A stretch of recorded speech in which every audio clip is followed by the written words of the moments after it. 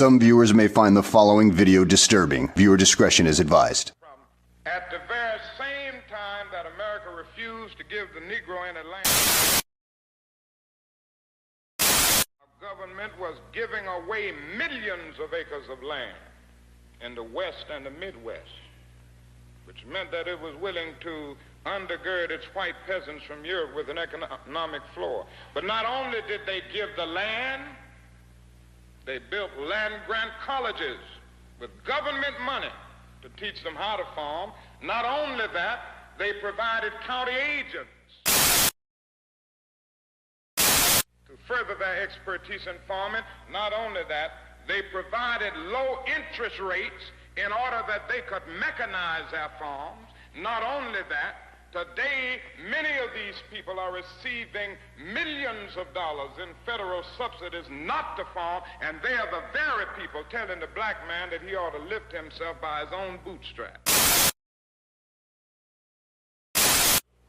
And this is what we are faced with, and this is the reality. Now, when we come to Washington in this campaign, we are coming to get our check.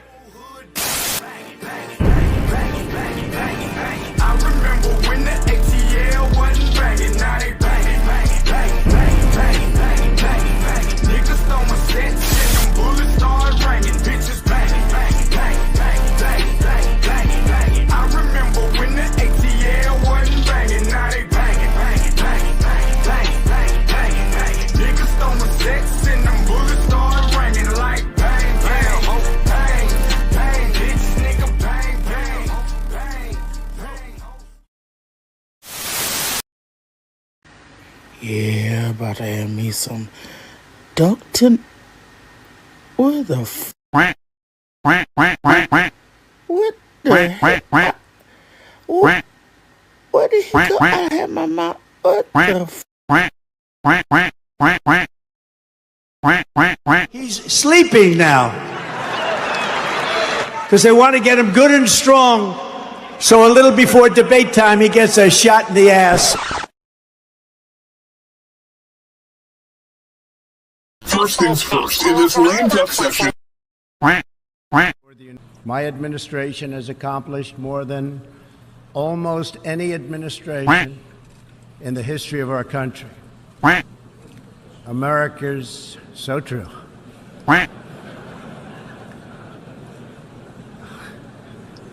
Didn't expect that reaction, but that's okay. Right. Ladies and gentlemen, we got him. You're trying your best, but it never feels like enough. I started having second thoughts almost the moment I sat down on the plane. Lights off! Off! Turn them off. They're too bright. Turn them off. Turn them off. Let's go. Ready? Turn We off go back the a long way. Turn off She was 12, I was 30, but anyway. So I changed my return flight and flew back on the first available flight I could take. tired of smart guys. I'm sick and tired of ordinary people being fleeced. I'm tired of being quiet. I'm sick and tired. I'm just sick and tired. We have this notion that somehow if you're poor, you cannot do it. Poor kids are just as bright and just as talented as white kids.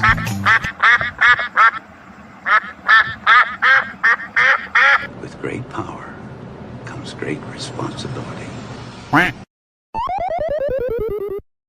Today, we're going to do a duck burger.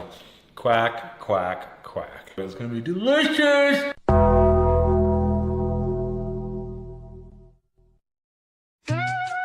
Bless, Leif, cleanse.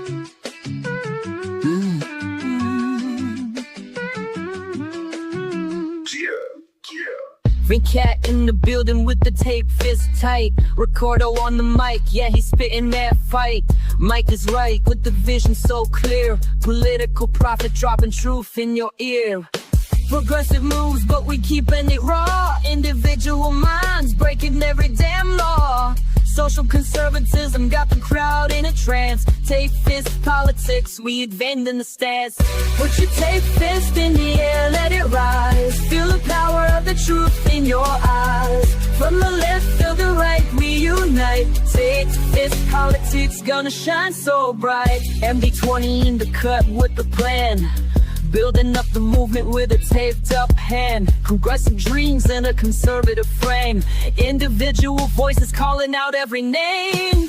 Progressive moves, but we keeping it raw. Individual minds breaking every damn law. Social conservatism got the crowd in a trance. Take fist politics, we advance in the stance. Once you take fist in the air, let it rise. Feel the power of the truth in your eyes. From the left to the right, we unite. Take fist politics, gonna shine so bright. New golden age. New golden age. A new golden age. A new golden age. In the councils of government, we must guard against the acquisition of unwarranted influence, whether sought or unsought, by the military-industrial complex.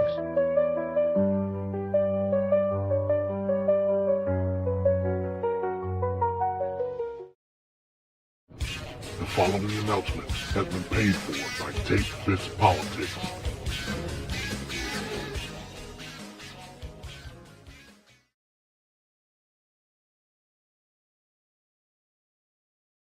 Peace, peace, peace. What's going on? What's happening? Hey, Take Fist Politics, we back. We back with episode 9. It's like I can't never get y'all niggas together. I don't know where Venkat at. I'm assuming that he gonna be in here pretty shortly. But for the time being, we got Ricardo in the house. What's up? What's going on, MD? Yeah, man. I can't call it. Go ahead. I don't know. Like once you guys, I guess the scheduling, it was a whole hot mess for the past 2 weeks, so we couldn't be. One will be on here, the other one wouldn't, and it's like all over the place. So hopefully the Wednesday schedule will work for everybody. I think the Wednesday schedule is a lot easier. Like I said, for me, I get settled a lot faster, a lot earlier, so it work out. I know Venkat said it's better for him too. But I don't know where he at, but he said it was better. But like I said, Venkat will show up. It's all good. Shout out to everybody that's watching. Shout out to everybody that's gonna watch later. My usuals, Twin, Mac. I know Jesse gonna be in the house shortly. Jesse was doing the show. Jesse was doing an excellent show earlier. Everybody go subscribe to Frontline Black News. He was doing the show, and I'm gonna be talking about this next week. But Jesse was doing the show about the UN resolution, the slavery resolution. So he was doing the show about that. I was supposed to go up on his panel, but I was getting situated and getting ready for my show. But we will be discussing that next week. It won't be the main topic, but we sure as shit gonna discuss it because I think it need to be discussed. It was some things in that resolution I agree with wholeheartedly. It was some things, the way it was worded. I think it put too much onus on one thing and not the other. But like I said, we'll talk about that on another date. Venkat, what's up, man? Early bird don't get the worm for you. I thought we was doing good by changing it up, and here you come in like a nigga late. What's going on, MD? What's going on, Ricardo? I'm here. That's good, Captain V. Yeah, I just got news that in my job they're gonna be having ice out there. And my schedule gonna be changed. Don't worry, Venkat. I'm in the same boat with you too. I'm in the same boat. Yeah, y'all two work at the airport. I need first-hand footage for Take Fist Politics of ice and whatever going on in y'all neck of the woods in the terminals and the concourse. I need some first-hand footage so I can post it up on TFP so we can find out what's going on. Don't get arrested or shot. That's all I'm asking. I haven't seen none yet, but I'd be sure to capture whatever I can see because they're there. I mean, they obviously been summoned by Captain Blaborange, so we'll see what happens. Not to put your business out there, Ricardo. Not to put your business out. You at the Fort Lauderdale airport, correct? I sure am. Okay, all right. And we know what Venkat at. He in Trump land. So, like I said, y'all are my on the ground reporters to find out what's going on with ICE. You know, I'm not able to make it to the Atlanta airport, but I seen the footage, and we're gonna talk about that tonight. Them kicking back, relaxing, eating Auntie Annie's and drinking coffee all goddamn day long sitting on the wall. I don't know what the hell they doing, to be honest with you, but look like they're just chilling to me. But we're gonna talk about it. We're gonna talk about it. So let's get into our leading story first. And the way I got this formatted, so let me say this, and this specifically to VanCat. VanCat put me on to a lot of how the production work and what not to do on StreamYard. I'm not doing that. I don't think it does it any justice to have a lower quality video when you done took so much time to make a video. Fuck that. I'm not doing that. I'm not doing it, and you shouldn't be able to. StreamYard, I'll say this, StreamYard over the past few months, they done did an excellent job adding stuff to the service. Yeah. I'll say that. No, it seemed like every other week is some type of new feature. So I give them kudos for that. But the fact that you gotta lower your resolution and do all this, that, and the third, change your pixel. Nah, I'm not doing that, bro. If I make a video and it's to a higher standard than what StreamYard is, I just gotta present it. I'm not putting it in the assets if it won't go. Bump that. Right. Bump that. I just wanted to put that out there. Hopefully StreamYard hear it. Hell, they should hear it. Because they paying, I got to pay a premium price, so they should take my feedback into consideration. That's all I'm saying. That's all I'm saying. So with that being said, again, TFP back episode 9, Saving the Save Act. Hey, let's get right into it. Let's get into our leading story.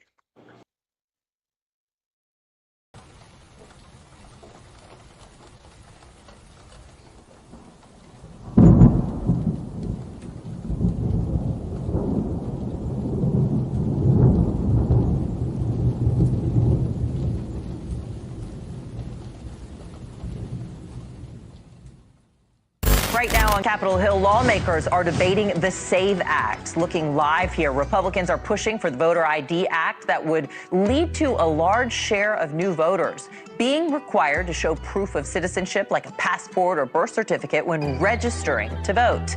News Nation's Hannah Brandt is live for us in our nation's capital with the very latest. And Hannah, what more can you tell us? What's happening right now? Well, Anna, it's pretty rare for lawmakers to be here in Washington over the weekend, but they're here, as you said, debating the SAVE Act. This is all part of the Republican push to advance a bill that President Trump has called his top priority. Now, today, just a short while ago, senators voted down an amendment to try and add a provision to that bill on transgender people, to ban people born male from playing in women's sports, and to ban transgender surgeries on minors. But debate on this bill is expected to be about way more than just those amendments, and it will last potentially several more days. Remember, this legislation, the crux of it really would be about requiring people to show proof of citizenship to register to vote. Things like you said, like a passport or a birth certificate, some of which many people don't have access to. And then it would require people to show their IDs to cast their ballots. And fighting over the legislation has been pretty fierce. Republicans say this is common sense. This is a must to secure elections and to keep people who aren't citizens from voting. But Democrats argue it's already illegal for non-citizens to vote, and they say this measure would really only suppress legitimate voting. Take a listen to either side. Should not be controversial. It is already federal law that requires only citizens vote in the United States. We trust that they sign up as only citizens, but we're not verifying, except in a few states. This is not complicated. This is simple and straightforward. It's not even controversial, except in Washington, D.C. It is designed to make it harder for citizens to vote. Do not listen to the Republican talking points about voter ID. That's a ruse. Underneath the surface, the SAVE Act is a voter purge bill. Part of the reason we're seeing such an intense focus on this in this weekend session is because President Trump has been demanding that the Senate pass this SAVE Act. He said in a post on his Truth Social on Friday, there is nothing that is more important for the USA. But at this point, the legislation just does not seem to have the votes to pass in the Senate because it doesn't have enough Democratic support to do so. We are expecting a final vote on this legislation to happen sometime next week. A source tells us it could be Wednesday, Anna.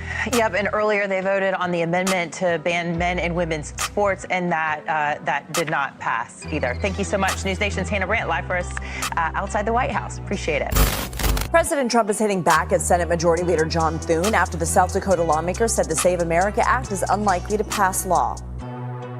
Well, he's got to be a leader, you know. If he's a leader, he's got to get him. It's the most popular bill I've ever seen put before Congress. And it's voter ID and it's voter. You have to be able to be a citizen to vote. It's called citizenship.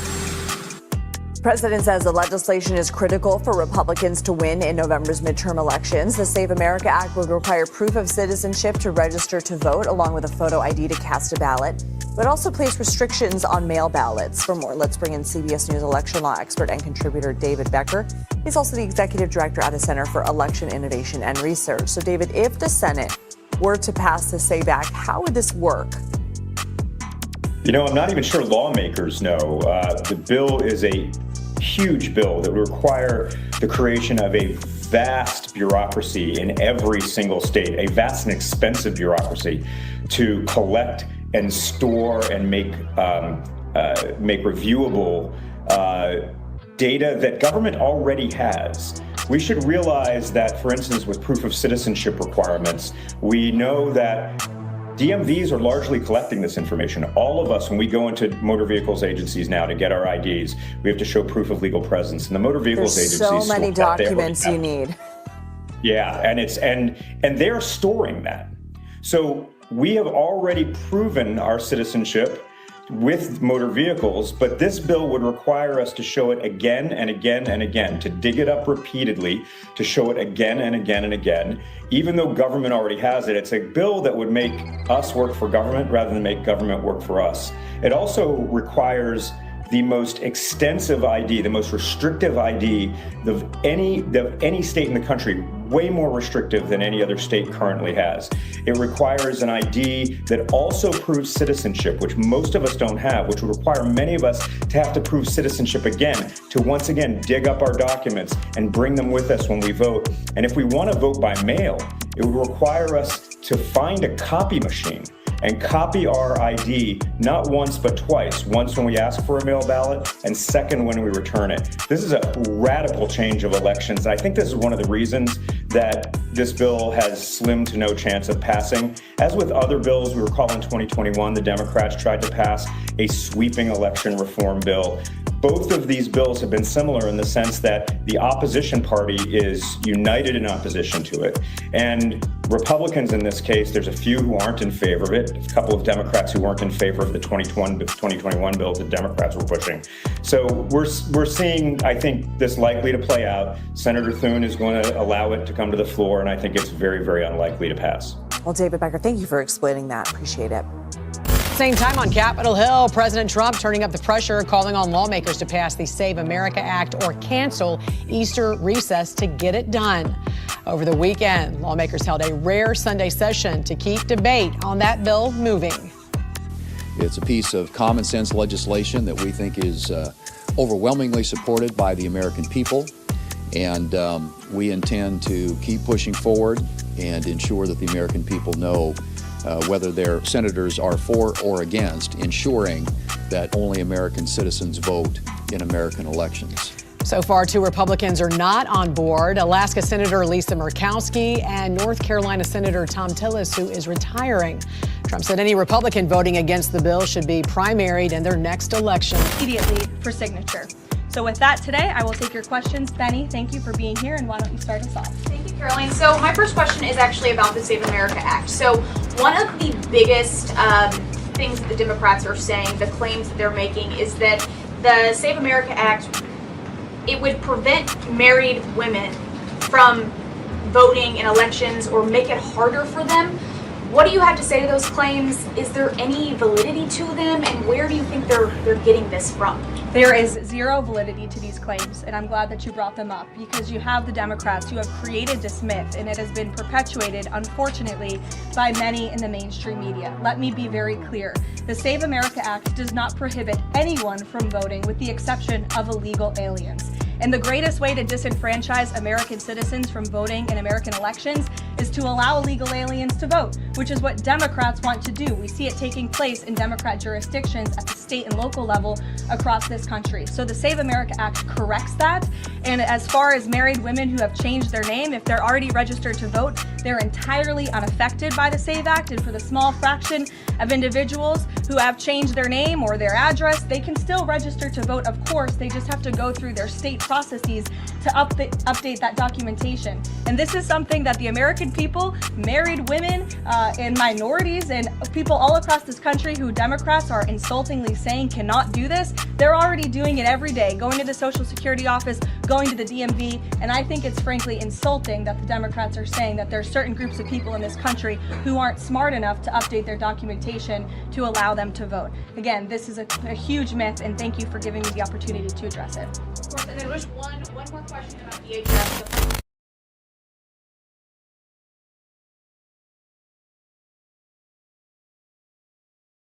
Y'all there? It's all quiet.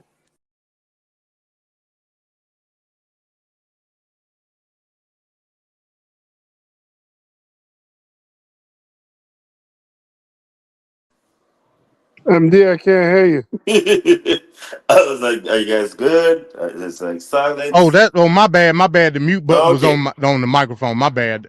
It's like a touchpad. I didn't even know I hit it. My fault. So we got a brief overview of what the SAVE Act is and what some of the talking points are in the SAVE Act. Ricardo, give me your overall thoughts. Let me know what you think about it. Okay. Is it a finesse move? Like, what you think?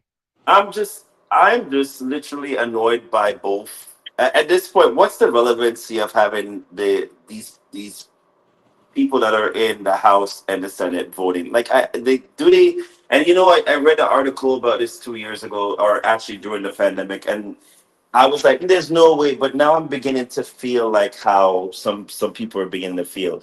What is the purpose of these so-called politicians that are voting? Like, do they see themselves relevant anymore? Like, what is the purpose of some of these people? Because we're perpetuating, we're saying the same things over and over again. Okay, let's just do a random civics lesson for those who forgot. Again and again, we say this, and we'll say this multiple times. If you are not a citizen of this country, because the first thing you were taught when you become a naturalized citizen, or whether you were born here, was like, which again is always being brought up in the media, you're told one significant thing. Once you're naturalized, you are allowed to vote. If you have a PR card, meaning a permanent residency card, meaning that card that's like the naturalization card, you are not permitted by law to vote. The minute you go into a booth to vote or go anywhere near any voting station, the first thing they're gonna ask you is, are you a citizen? And if so, you need to show the card, and then you're permitted to vote. I don't know why we keep going over the same line over and over again, where they're talking about, it's only the illegals. And who are these illegals? Like, I need the stats of them showing this, where it states that people are coming up to a booth that brave and then stating that they're going to vote. You cannot vote if you are not a citizen of this country, in any country, because, being from having, well, I shouldn't put my business out there, but like I said, I have, if you want to say it, dual citizenship. In the same case in the other country, you cannot vote if you are not a citizen. Any country in the world you go to, you cannot be voting unless you're a citizen. I don't understand why we keep going over the same line over and over again, but I guess it's the way to zhuzh up and rev up the nationalists and all of those people who are thinking illegal people are voting. It's not true. There's no way you could get away with that. The minute you try to do it, it's automatically a red flag. So this whole non-starter for us talking about illegal people trying to vote it's ridiculous. Please stop doing it. It's annoying me now. Like, I don't know why we keep, and then the president doesn't help when he keeps saying the same thing over and over again, and people are falling for it. It is not true. You cannot vote unless you're a citizen. The first thing they tell you when you become a naturalized citizen, when you do the ceremony, is you are now allowed to vote. That's the first thing they tell you. When you're a permanent resident, you cannot vote. You're not allowed to. That's the first thing they give you when you get the green card. You are not allowed to vote. Can we please stop this nonsense? It's annoying the crap out of me when they keep going over and over again. But I digress. The whole SAVE Act. Yeah. Go ahead, MD. No. I was just going. I'm gonna let you continue, but I just brought up. So here's the.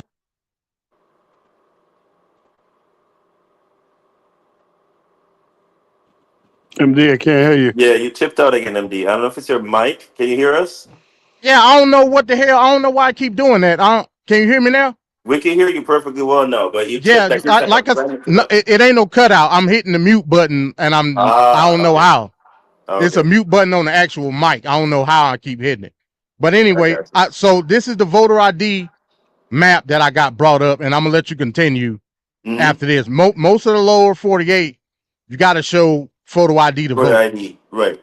You know, all of the South, you got to do that. Most of the Midwest. Now, the states in yellow, you can have non-photo ID. Well, what does that mean? Meaning you can have like a student ID or another form of identification to vote. Keep in mind, still, you got to show proof of citizenship and to register to vote. My point. You know what I'm saying? Again, it's a moot point, but continue. But that's that goes to show again. I don't know if they're doing it to galvanize the base. I don't know if it's like a slogan line to try to push this whole illegals or voting initiative. I don't know. Like again, I need stats because if we keep talking about this, I need people to start showing me stats of where they saw in previous elections that illegals or so-called quote-unquote illegals are going to these booths and voting. You have to show proof that you're a citizen. I don't understand why we keep perpetuating this nonsense of, oh, the illegals are going to vote. Where are you seeing this? Because they have to show proof. And even let's say in the slightest regard that someone decided, oh, I'm going to be a smartass and go vote. They know that you're not a citizen because it automatically flags you. So I don't know why we keep talking about this. It's just annoying and frustrates me every single time.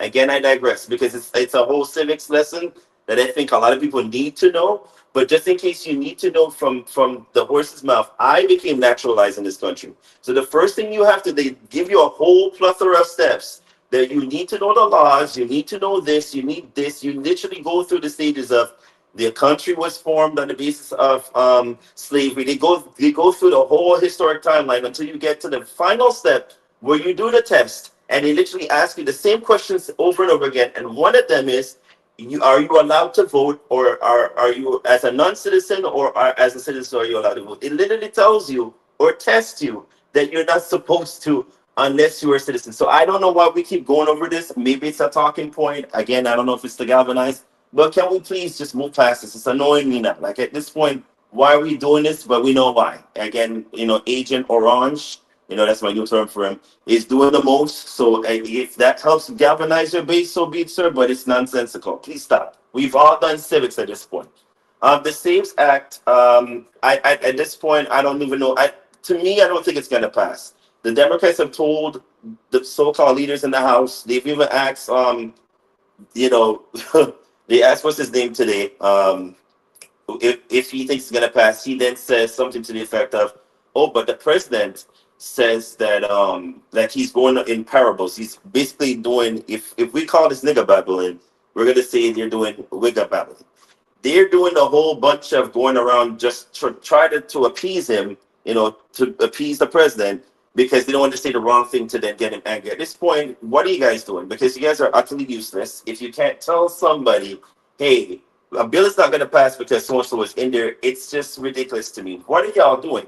At this point, I'm even agreeing with, and I can't believe this is coming out of my mouth, Marjorie Taylor Greene is even literally lashing y'all. Y'all GOPs are ridiculous at this point.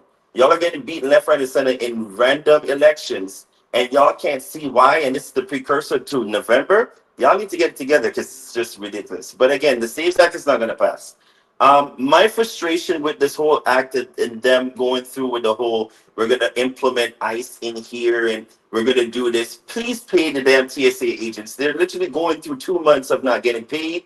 And there's what? Ricardo, we got a segment on that. I know, but I wanted to put that out there because I work amongst them and they're very cranky as well. I don't know what the leaders in Washington are doing, but I know the Democrats are trying to do something. But GOP, please just do the right thing and stop this nonsense.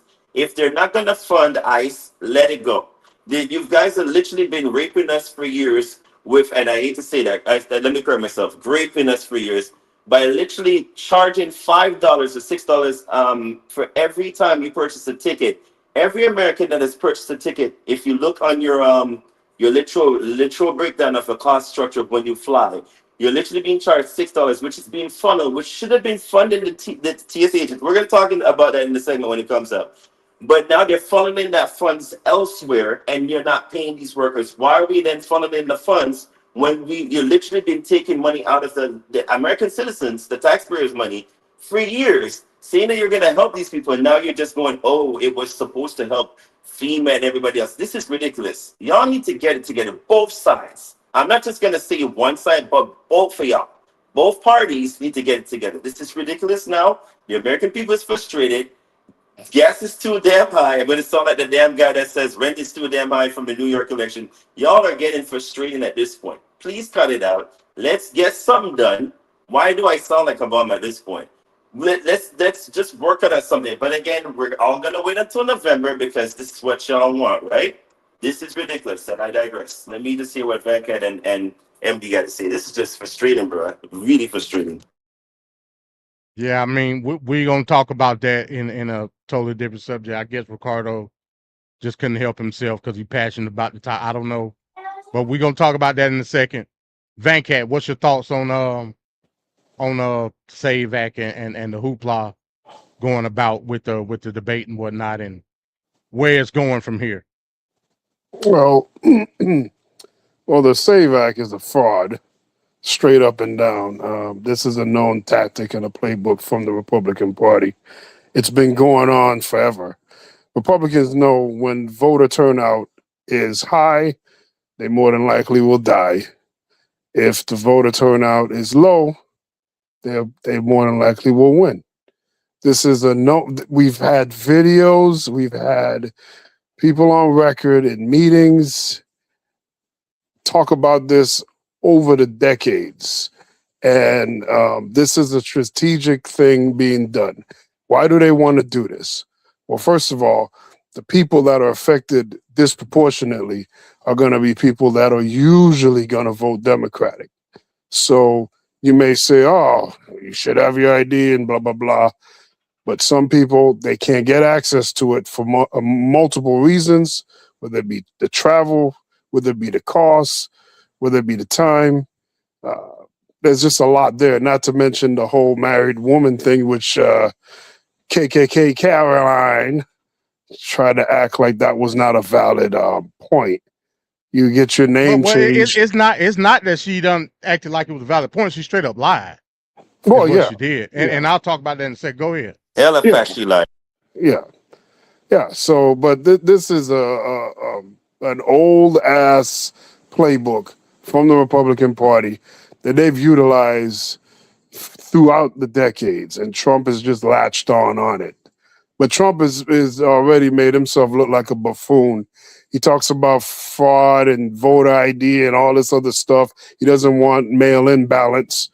We just did a special election in West Palm Beach, and he mail-in voted on that. Y'all be giving up the game, man. Y'all, it's like y'all jump this shit. Y'all know I'm gonna talk about it. Y'all know I'm gonna talk. Y'all know I'm gonna have a segment on it. I know we can't help ourselves. Y'all be jumping the gun, man. God, come on, MD.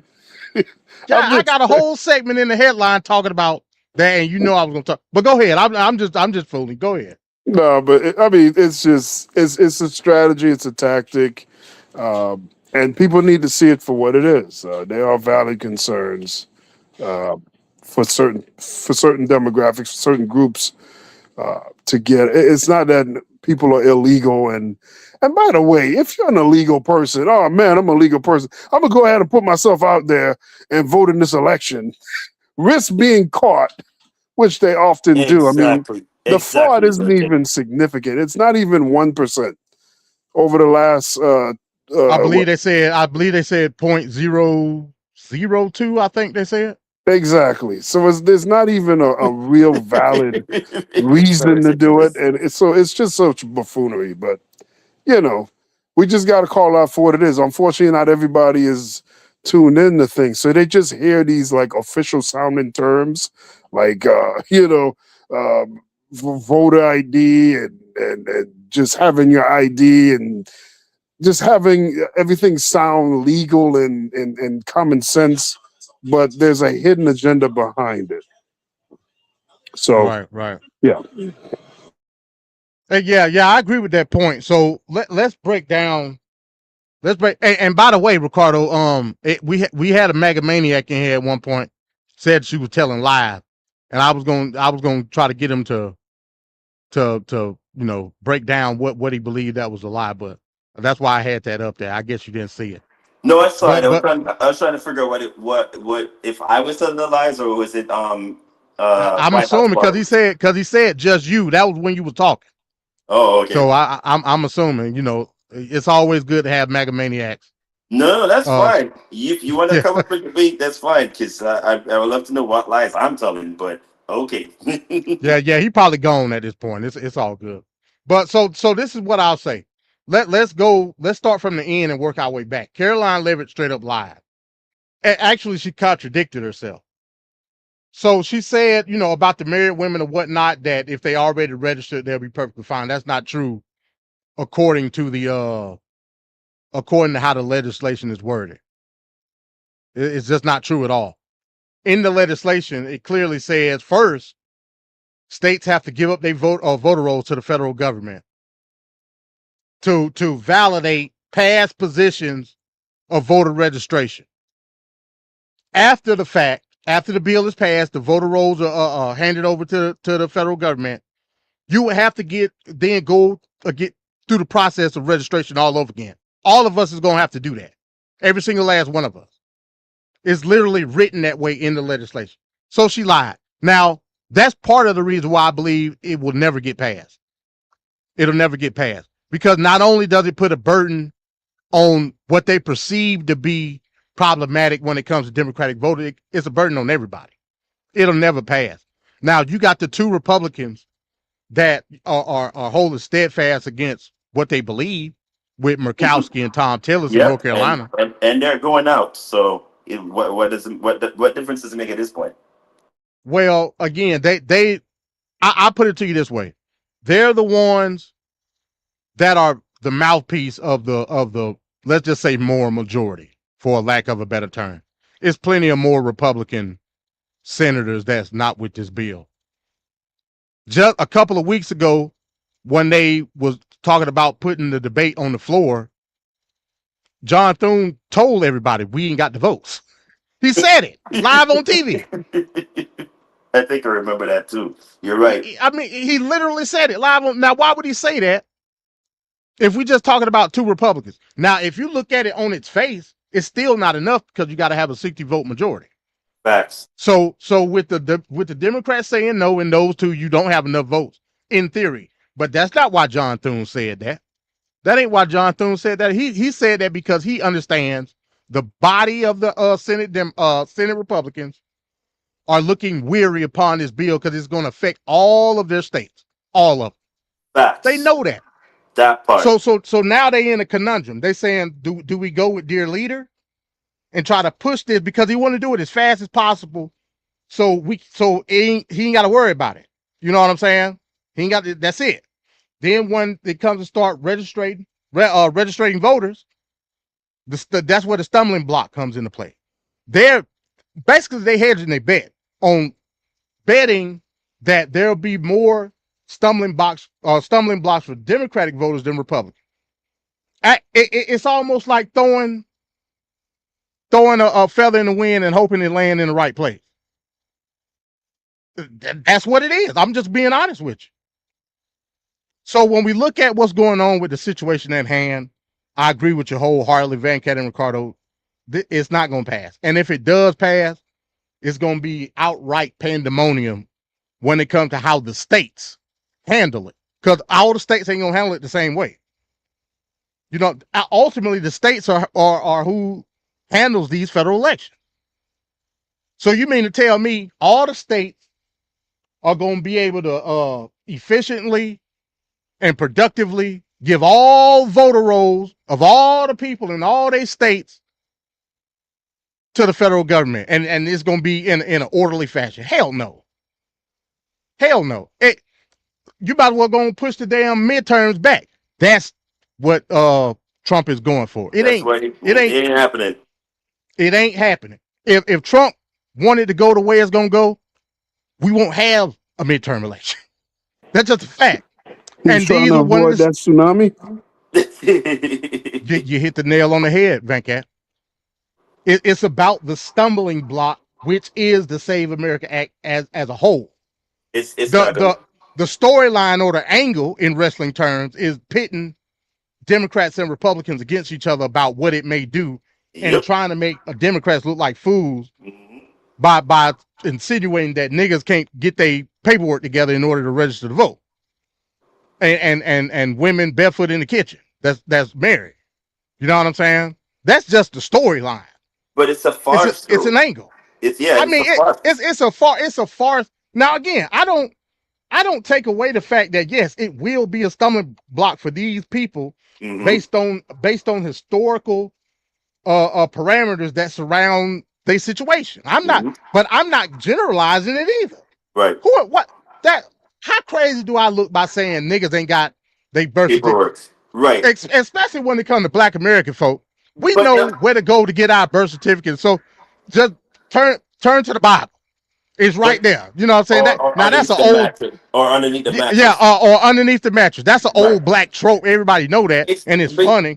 But it's crazy though, MD. Just not to interrupt you, but it's like this whole perpetuation of like Black people not knowing. Like again, this narrative that they keep painting every single day. It's like, dude, aren't y'all tired at this point? Like just trying to like do the same playbook over and over again. It's like if you see me speaking eloquently well, it's like, oh, but I thought you're gonna speak in Ebonics. Yes, I can speak in Ebonics, but I can also flip it too. So when you do your own speaky spoke, I can do my speaky spoke too. I don't understand why we're doing this perpetuation of, oh, Black folks don't know and they're not gonna have the paperwork. What would make you think that Black people won't come out in droves to vote this November? Like, am I missing something? Like, what is going on here? Again, stop with this whole perpetuation of Black people are not going to be doing this, or it's beyond an old playbook that is annoying as hell.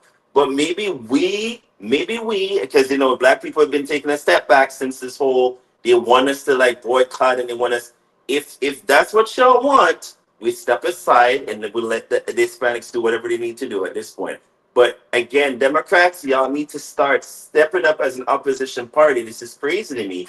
And it's not for me to tell you as an independent voter what you need to be doing going forward into November. But there's a lot of missteps you guys can make and screw this up. But I digress. Again, MD, I hated to interrupt you about it, but I just need to point that out there because I hear it every day over and over again. It's like, it's crazy to me. Like, why we keep falling for these perpetuated old playbooks from the 50s, 60s, going back to the 40s?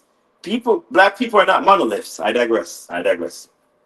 Yeah, I agree with that point, but Venkat, maybe you can answer it. What are, in your opinion, what are the Democrats doing as far as fumbling the messaging toward to say? To me, it only comes down to one thing: stereotype. I think they do a bad job at reflecting what the negative effects are as a group, and then they allow Republicans to switch the narrative on them, like Caroline Levitt did in that press briefing. You know what I'm saying? Saying Black people don't know where they paperwork at, and women and all this type of shit. I mean, it's like political judo. When the Democrats say something, the Republicans flip it around to make it like look bad. I think Democrats, that goes back to what we've been saying since Trump got back in office. messaging when it comes to direct impact of what the Republicans do as far as policy look bad because Democrats really don't know how to message it appropriately. You know what I'm saying?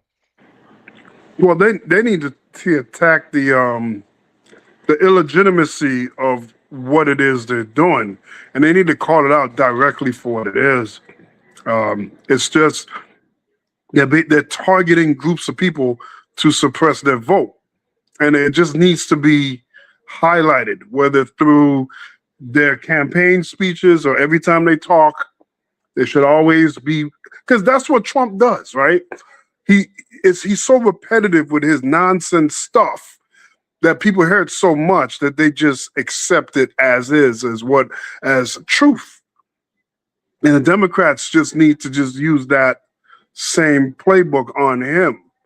And they need to be more united. Fetterman got to go because he's just undermining. He's the new Joe Manchin. But yeah, they need to do a better job messaging for sure. You say Fetterman got to go just to have him replaced with a Tallarico? I mean, I said it.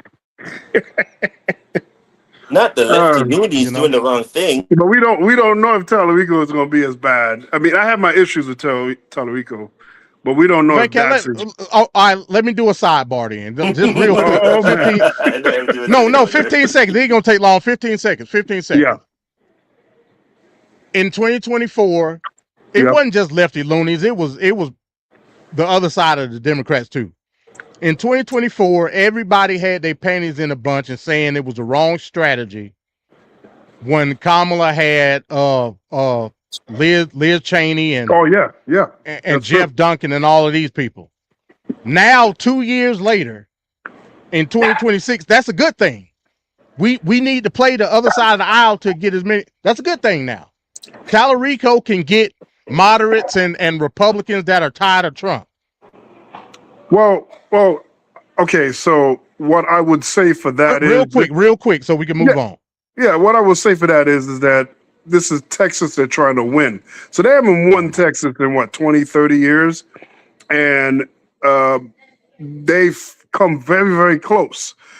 This tactic wasn't done before, so they're figuring this will get them within, or actually get over the hill, over the top with the voters. So I mean, I think it's a little different. They're attempting to try to get a state that they've been very close to getting. So this strategy, this tactic, this particular candidate, they feel they can get it over the top. But I believe the other notion, whereas there's way more Democratic voters right now. I think the electric has changed in the last few years. And I think that now is a prime time to go after those Democratic votes. I mean, it's nice to get some Republicans there, but if you just stick with that base and because they outnumber the Republicans, the actual registered voters, significantly. The Democrats outnumber the Republicans' registered voters. So that means you need to just make sure you tap into all those registered Democrats. So in summary, all in on the state, fuck the country. Got it. Let's move on. Let's move on to the next video here. And we're gonna stick to this. We're gonna stick to this topic. Let's listen to John Kennedy and what he had to say. Senator Cruz and I came up with a plan. We said, look, it's a two-step process. The Democrats have offered to open up everything but ICE. Ted and I said, okay, let's accept their offer. And then at the same time, we would offer a bill for reconciliation where we don't need any Democratic votes to do whatever we wanted to do with ICE. And that way we're out of the shutdown and DHS is back open.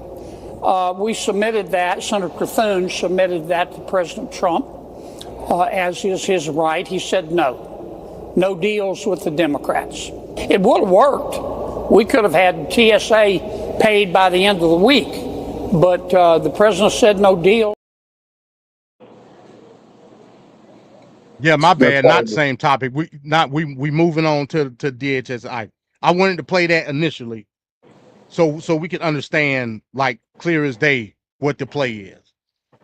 again, I said in a video that I did yesterday that, you know, we put a lot of onus on laughing and pointing the finger at Taco, right? But I think it's deeper, much deeper than that. And I coined the phrase, Trump always considers optics.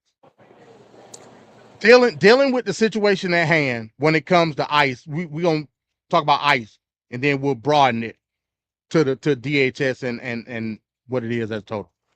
The whole debacle with ICE in LA initially, then moving on to Chicago, moving on to Minnesota, and we see what the Washington, optics D.C. DC, yeah. What was ICE in DC? Or was that National Guard? I think that was National Guard. Oh, that was okay. in DC. Yeah, we talking about ICE. The whole debacle that took place, you know, under the former Secretary of Department of Homeland Security. We'll talk about that later as well. Just the whole debacle. Trump considers optics, so he had to course correct, quote unquote, course correct, right? And move in a different direction. In the process of all this, we got this DHS shutdown. And the whole base of the DHS shutdown was Democrats didn't want to fund ICE anymore. Even though just last year, ICE became akin to top militaries in other countries as far as funding. Which is funny to me. I still don't get. Y'all saying that y'all don't want to fund. ICE already got the money. So you mean to tell me this whole thing when it comes to the DHS shutdown has got to do with ICE getting more money? I think they said from a funding standpoint, ICE was like the 7th or 8th top funded military in the world. Military, not police force, military. That's crazy. And this whole DHS shutdown is about ICE getting even more money. John Kennedy just told you to play. He said, look, last year we did reconciliation. Now this year is a new fiscal year. We could do another reconciliation package. Reconciliation, all that is funding. The congressional rules say you could do a reconciliation, meaning simple majority. You don't have to have 60 votes. Simple majority, 51. Once every fiscal year. They did it last year. I forgot what they did it on. They did it on something last year. This year, a new fiscal year, we can just fund ICE that way. So we can go ahead and pay. This goes to Ricardo's point he was making earlier. We can go ahead and fund DHS, FEMA, and TSA and all that stuff. Then when reconciliation comes, we just can pass the ICE budget that they can't stop it. From a rules-based perspective, it's as simple as that. He said Trump said no. Why? And that's a question I'm asking y'all. Why did Trump say no? He said no. It ain't no right or wrong answer. What you believe? Well, he's saying no because that's too quiet. That's too cunning. That's too surgical. He wants to do everything and have a big win and a big public display of, I was able to get this done this way. So there's a I disagree with that, Venkat. Okay. I did, but I'm gonna let you continue. Then I'm gonna tell you why I disagree. Go ahead. Oh no, go ahead. I want to know why you disagree. Go ahead. So last week, and I didn't make this a headline because I want to see how it plays out. Last week, do you remember? Like you may not be familiar with the story. Last week they said, Trump and Hegseth was trying to get Congress to pass an additional $200 billion for the military for Iran. Remember that? Yep. That's going to be reconciliation. And once they do it, that let me know that we in it for the long haul. That's my conspiracy. That's my conspiracy. I'm just saying. Now, remember that $200 billion number. I'm talking to the MAGA maniacs now. Black Sun. Which we don't need. In particular. Now, just check this out because it's going to blow your mind, Venkat. Mm-hmm. Black Sun said all this shit about Biden spending money on Ukraine, this, that, and the third. Biden in total from 2022 since the end of his presidency, in total, spent $182 billion. That's a lot of money. Now part of that was value of certain military assets that he gave to Ukraine, all that. That wasn't Right. cash, all cash. Right. They're reporting that this war each day cost $1 billion. $1 billion a day, yeah. $1 billion a day. Trump is asking for $200 billion. That far exceed what Biden did. Let's just get out of our way. Of course. Far exceed. So when it's all said and done, we're talking about basically double. If it goes the way I believe it's going to go, as the premonition comes to the mind of the political prophet amongst men, I believe if it goes the way I think it's going to go, from the vision that I got, we're talking about double or possibly 2.5 times what Biden did, and that was one of the main talking points of MAGA, spending money on foreign wars and how much it was. The thing that frustrates me is that, first of all, the Republican Party has many different types of Republicans, but we know of these conservatives, and these conservatives are supposed to be all these geeky ass, punk ass crackers that just, we can't do that because that's not fiscally responsible. And all this other crap that they shove down our throats.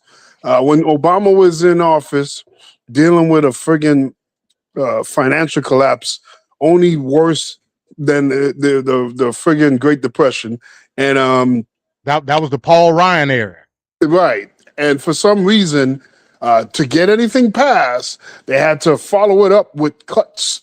So Obama was getting money and then cutting on the back end on other areas and whatnot. And that had to be done. And here we have a Republican president in here again who is not fiscally responsible. Spending money out the wazoo. Oh my God. His first term showed, Trump 45, the first term, he spent more money in those 4 years than all previous presidents combined. And now we're in this, and he is not slowing down one bit.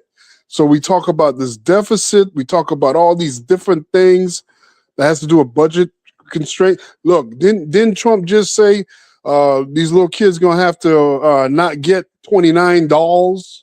Yeah, they don't need $29 and all this other bullcrap. They have to cut it down to 20, 27, maybe 26. Food stamps and whatnot. We got to tighten up on that, and we can't do that. We can't have health care. We can't have none of these things. We've already spent health care 2 times over at least on some of the nonsense that we've done. And I'm just sick of it because it's like it's happening right now in real time. And these conservative niggas don't have nothing to say on any bit. If Biden just mildly did this, hey, shut that junk down. No, she agreeing with you. So, it's just ridiculous. I'm assuming it's a she. Oh, it's a he. Oh, it's a he. My bad. My bad. Yeah, but it's just frustrating because I don't like that pass that he's getting there. And it just enables for more and more spending. He's already spending $1 billion a day, like you stated, and then to ask for an additional $200 billion is ridiculous. Yeah, it is. Ricardo, what you got? But color me surprised though. Are we that surprised by this? Because it's the same crooks, and when he talks about the crookery that in the previous elections that he was going on about, this is the same guy that literally, if we could even call it insider trading at this point, is that you have a whole bunch of pundits that know way ahead of schedule what is going to be happening out of his mouth, and lo and behold, things are happening, and the stock market is responding or not responding to it. I think this whole, when it's all said and done, and we literally know it's going to be scorched earth when it's all said and done by the time they get out. But they need to investigate all these people from him come all the way down, because they're all connected one by one. Follow that money trail. because to me it's like all hypocrisy. When again, Venkat pointed out a very significant issue that I have as well, is when you see the GOP is in power or whatnot, or say they're not in power, it's always, oh, the Democrats are spending, they're overspending, they're bloating. If I check right now with the that commission that's in charge of like looking at how much expenditure the U.S. has spent in terms of the deficit and the ballooning of it and all of that, it will show you that based on the trajectory, like how Trump is in power now compared to like when Biden was in power, he's overspending beyond the limit. So I'm sure we're going over our cap limit amount, which is like, I guess we have a certain credit rating or whatnot. He's way over that threshold. So again, this hypocrisy of, oh my God, the Democrats are overspending. Oh my God, they're doing this. We got to cap it. We got to cut it down. It's a bunch of bullcrap. It's all talking points that gets nowhere. And again and again, they do it. And I don't understand why the Democrats don't push back and show proof. Hey, this is how much we spend. This is the reason why. This is the things they're cutting. This is what's going to happen to healthcare. Again, we're still getting concept of a plan from the GOP side and him. Or I mean, Agent Orange at this point is just doing a whole bunch of spiel of lies, which again, we all know he lies. I mean, you'll be shocked to think this guy's telling the truth. It's all lies. If it's not lies, it's made up crap. Even what's his name is rolling his eyes while he's talking in a clip we were seeing yesterday. It's just buffoonery and nonsense that just makes no sense to me. But again, we digress. What are we doing at this point in terms of not holding these people to the fire, putting their foot to the fire and saying it's a bunch of crap, it's a bunch of foolishness, y'all just over talking points that make no sense, and again you're just regurgitating or vomiting out the same word uselessness that you guys always go on and on about. It just, to me, it's just a whole bunch of much to do about nothing. But this is how they get the other side to be galvanized and believe the bull crap, and they sit down and watch the news on Fox and call other people liars. And once we're the liars, it's like it's a whole roll ball. What do you call it? Snowball effect to nowhere, because you're just arguing with people that just either don't care at this point or they just believe this I'm coming up with a new word. I want to say it properly. Sycophanatical bullshit. That's it. Hey, I get you, but to your point, where you were talking about as far as like SEC, Security and Exchange Commission and shit like that. Remember Trump in the State of the Union, did he not say that he had some time? Hell, I think it might be rolled up in the Save America. I could be wrong, but he got some people. It's in there. Yes, with insider trading. I believe it's in the Save America Act. I believe it's in there. It is. But everybody, But that okay. So are you talking about that insider trade bill that the Republicans are? Yeah, remember he was talking about it at the State of the Union. Yeah, but that's not a real bill to really affect it. It's a theatrical show. Okay, I got you. I'm just what saying. I mean by it's usually the bigger earning people in Congress and the Senate or whatnot. They have like a loophole that gets them out of it, and like the lower rated Congress people or whatnot, they can face some consequences, but they really don't face it. The bottom feeders that inside trade, they the ones that gonna get right, and that's frustrating because what they're doing essentially, and this is why people need to pay attention to politics, because what they're doing is they're showing you something to get credit for doing something that they're not really doing. And in passing, you're just hearing buzzwords, and you have the feeling that, oh yeah, look, Trump, he's standing up. Meanwhile, Trump is in real time doing insider trading, real time. Yeah, it's just like it's like the narrative of just like you said, Venkat, and Ricardo mentioned it too. This whole thing about being fiscally responsible and how are they spending all this money? Well, I'll tell you how they're spending all this money, because the shit's not real. It's an angle. I keep telling people this, and it's like they don't understand. Whoever's in charge, or it could be the parliamentarian, whoever it may be, that's the booker. Again, we're gonna look at it in wrestling terms. You got somebody in government that's the booker of the storylines, of the angles. Yep. Listen, we this side, you're going to talk about how the other side is fiscally irresponsible and all they do is spend money. But then when we get control, we going to actually spend all the money. And then when we get out of power, that same money that we spent, we're going to blame it on them and say, look, see, look at the budget. It's fake. That's what I'm telling. There is no such thing as spending money and deficit. It's all a lie. Our government don't work like me and you and our, but the shit don't work that way. Right. That's true. Bank default and credit rating and for the government, that's all bullshit, man. Now on a broader sense, like we talking about the Iran war, whatnot. Yes, you can look at it as like hegemony. You know what I'm saying? Like your dollar is in control. Now you may face eviction in terms of your shit not being in control no more, but the overall economy in and of itself, the way we spend money, it's not affected at all. You know what I'm saying? It's just not. It's a storyline that the booker put to have bad guys and good guys, and we cheer and we boo. That's it. That's all it is. You know, I hate to put it that way, but that's all it is. You know what I'm saying? So let me play this other part of this video talking about Department of Homeland Security and TSA. Hey. So let me ask you about that, because you are the whole reason, as you just laid out, that DHS is not funded right now is because you're trying to push the administration to enact some policy changes on how Border Patrol and ICE act when they are out looking for illegal immigrants. And now what you're saying is that you're okay with funding TSA, which has been, I think, the biggest point of leverage that you possibly had in order to get what you want on ICE, because ICE already has its money. So what was the point of this shutdown if you're okay with funding TSA? Well, we never approach these things that are in front of us with respect to government funding in the context of leverage. Our approach is, what is the appropriate use of taxpayer dollars?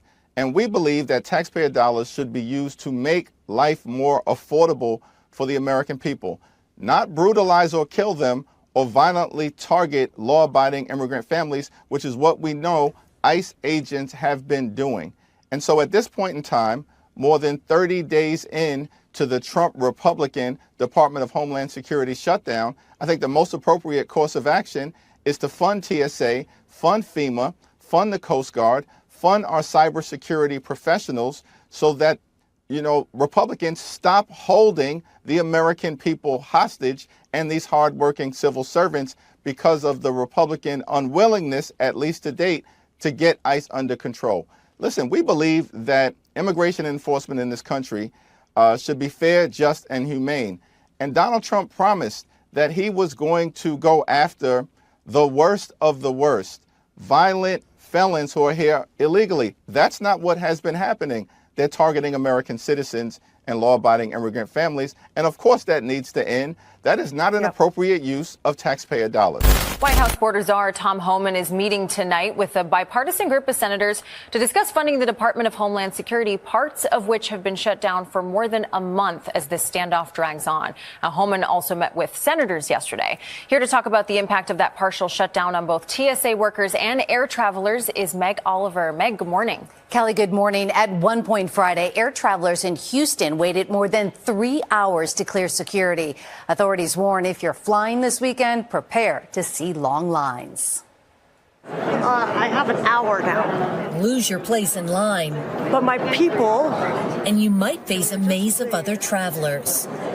Airport lines are growing and more checkpoints are closing as a partial government shutdown drags on over failure to agree on immigration reforms, leaving 50,000 TSA officers working without pay. We should not be punished because congressmen are fighting with each other. According to the TSA, more than 20% of workers called out at a half dozen airports this week, leaving passengers in several cities waiting anywhere from 45 minutes to more than 3 hours to get through security. We're praying for a miracle. But for some, no such luck. I'm going to go back to the airline to see if they can pull my luggage. On Friday, the U.S. Senate failed again to advance a bill that would fund the Department of Homeland Security, pay TSA officers, and begin to restore regular order to America's airports. George Borg is a TSA officer in Atlanta, frustrated they have to work without getting paid. Someone else dictating, whether you have food on your table or not. It's so frustrating for the officers because we have good officers here. They want to work. While TSA workers wait for a paycheck, food donations are pouring in, including from World Central Kitchen, which provided more than 14,000 meals for workers at 7 airports this week. World Central Kitchen is so incredible. Chef Jose Andres is just like, he's usually in war zones, and unfortunately he has to be here helping our TSA workers get Always by. stepping up, isn't he? He really is. Meg, thank you so much. Hours-long wait times at airports across the country tonight. It was 4 hours to get to the plane. You cannot be serious right now. Lines stretching all the way to the parking garage in New Orleans. A similar scene in New York City and Philadelphia. It's why President Trump says that on Monday, ICE agents will be going to airports to help TSA workers who've gone without full paychecks since February.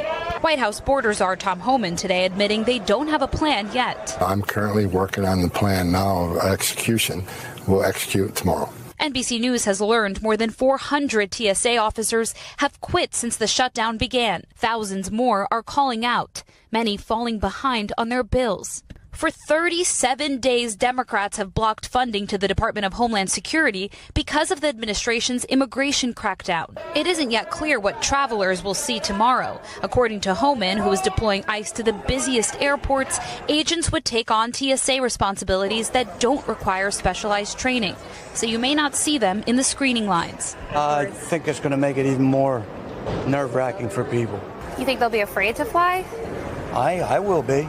And as Democrats push Homan for changes to ICE operations in exchange for reopening DHS, there is growing concern from both parties that Trump's new idea will do more harm than good. It's not a fix that is going to encourage us here to resolve this. It's unfortunate that Republicans have decided that they would rather force TSA agents to work without pay and create chaos at airports throughout the land rather than get ICE agents under control. Our basic premise.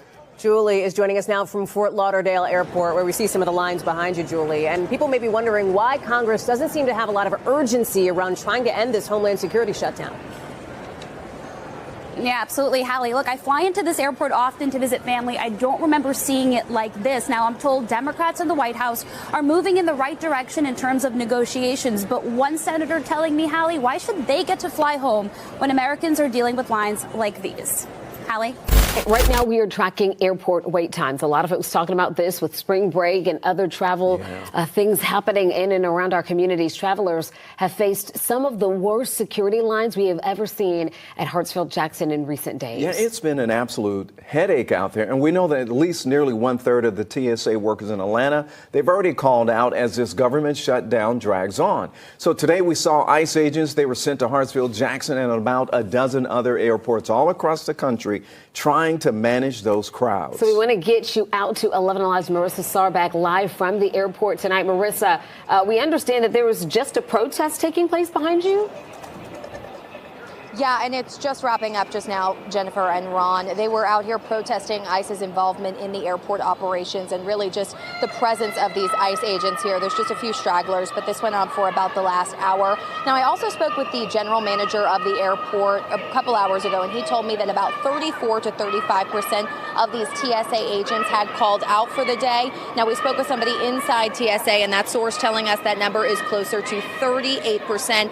The GM telling us that those ICE agents were here to help with crowd support, again, while it was really strenuous with the wait times earlier today. Take a listen.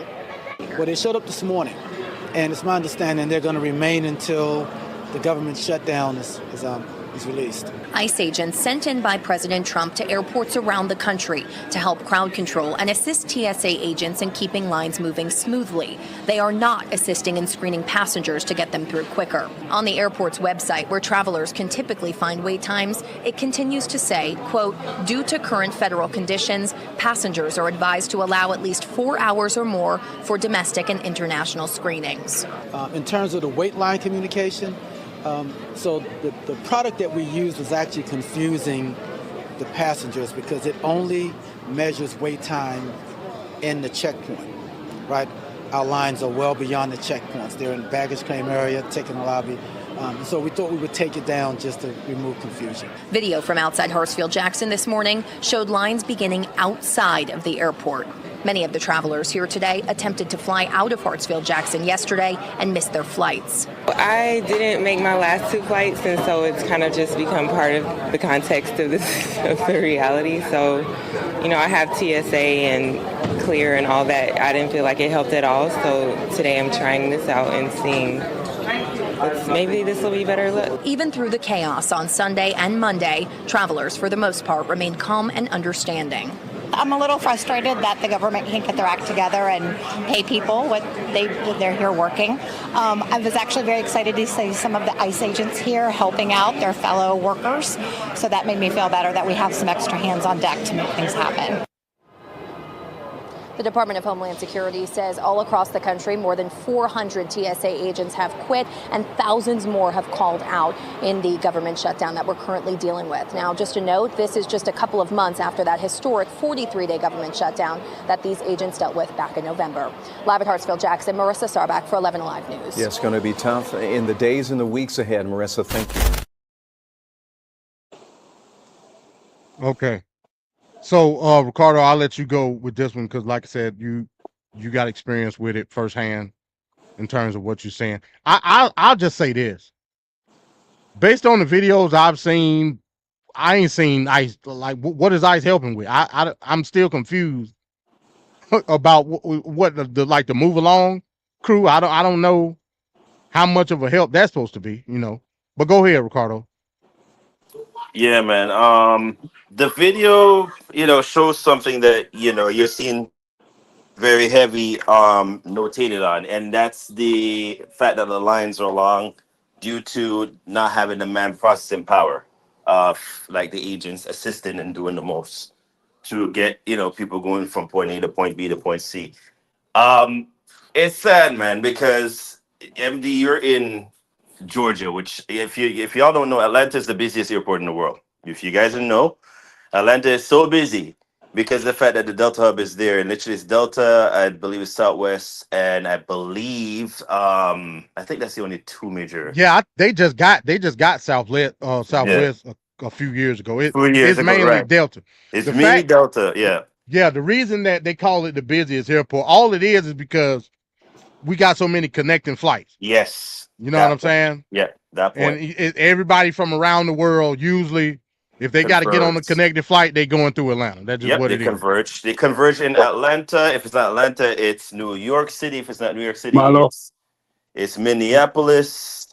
Is it Minneapolis or Detroit? Because the merger of Northwest and Delta to combine into one company. But it's a shit show. Like, I've seen Georgia, I've seen Texas, I think, because it's the largest state, will probably have the most issue.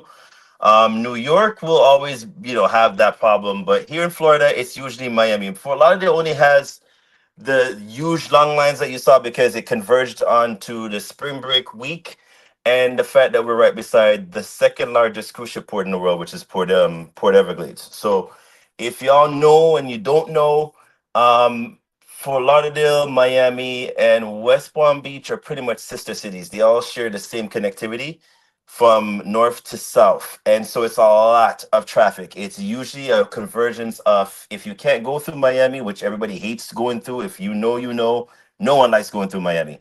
But if you have to connect through there, it is the biggest hub in the South region, which in itself connects with Latin America. So everywhere that you could think of Hispanically for a country would be Miami. If you don't want to go to Miami, you go to Fort Lauderdale, which would be the second best option because it's like I don't want to go through that issue. I just go to Fort Lauderdale. So if you know, you go to my airport, which is Fort Lauderdale. If you can't do a Fort Lauderdale, Is Fort Lauderdale an international airport? it is. It does get international traffic, not to the extent of how Miami will get it, but it's up there because with Spirit being the largest. Well, now Spirit actually lost that spot.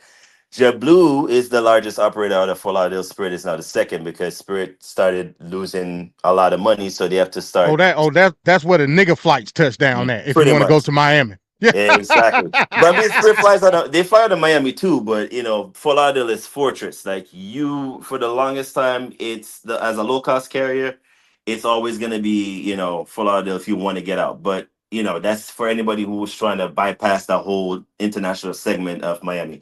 If you can't go through Fort Lauderdale, then you're gonna go to PBI, which is West Palm Beach.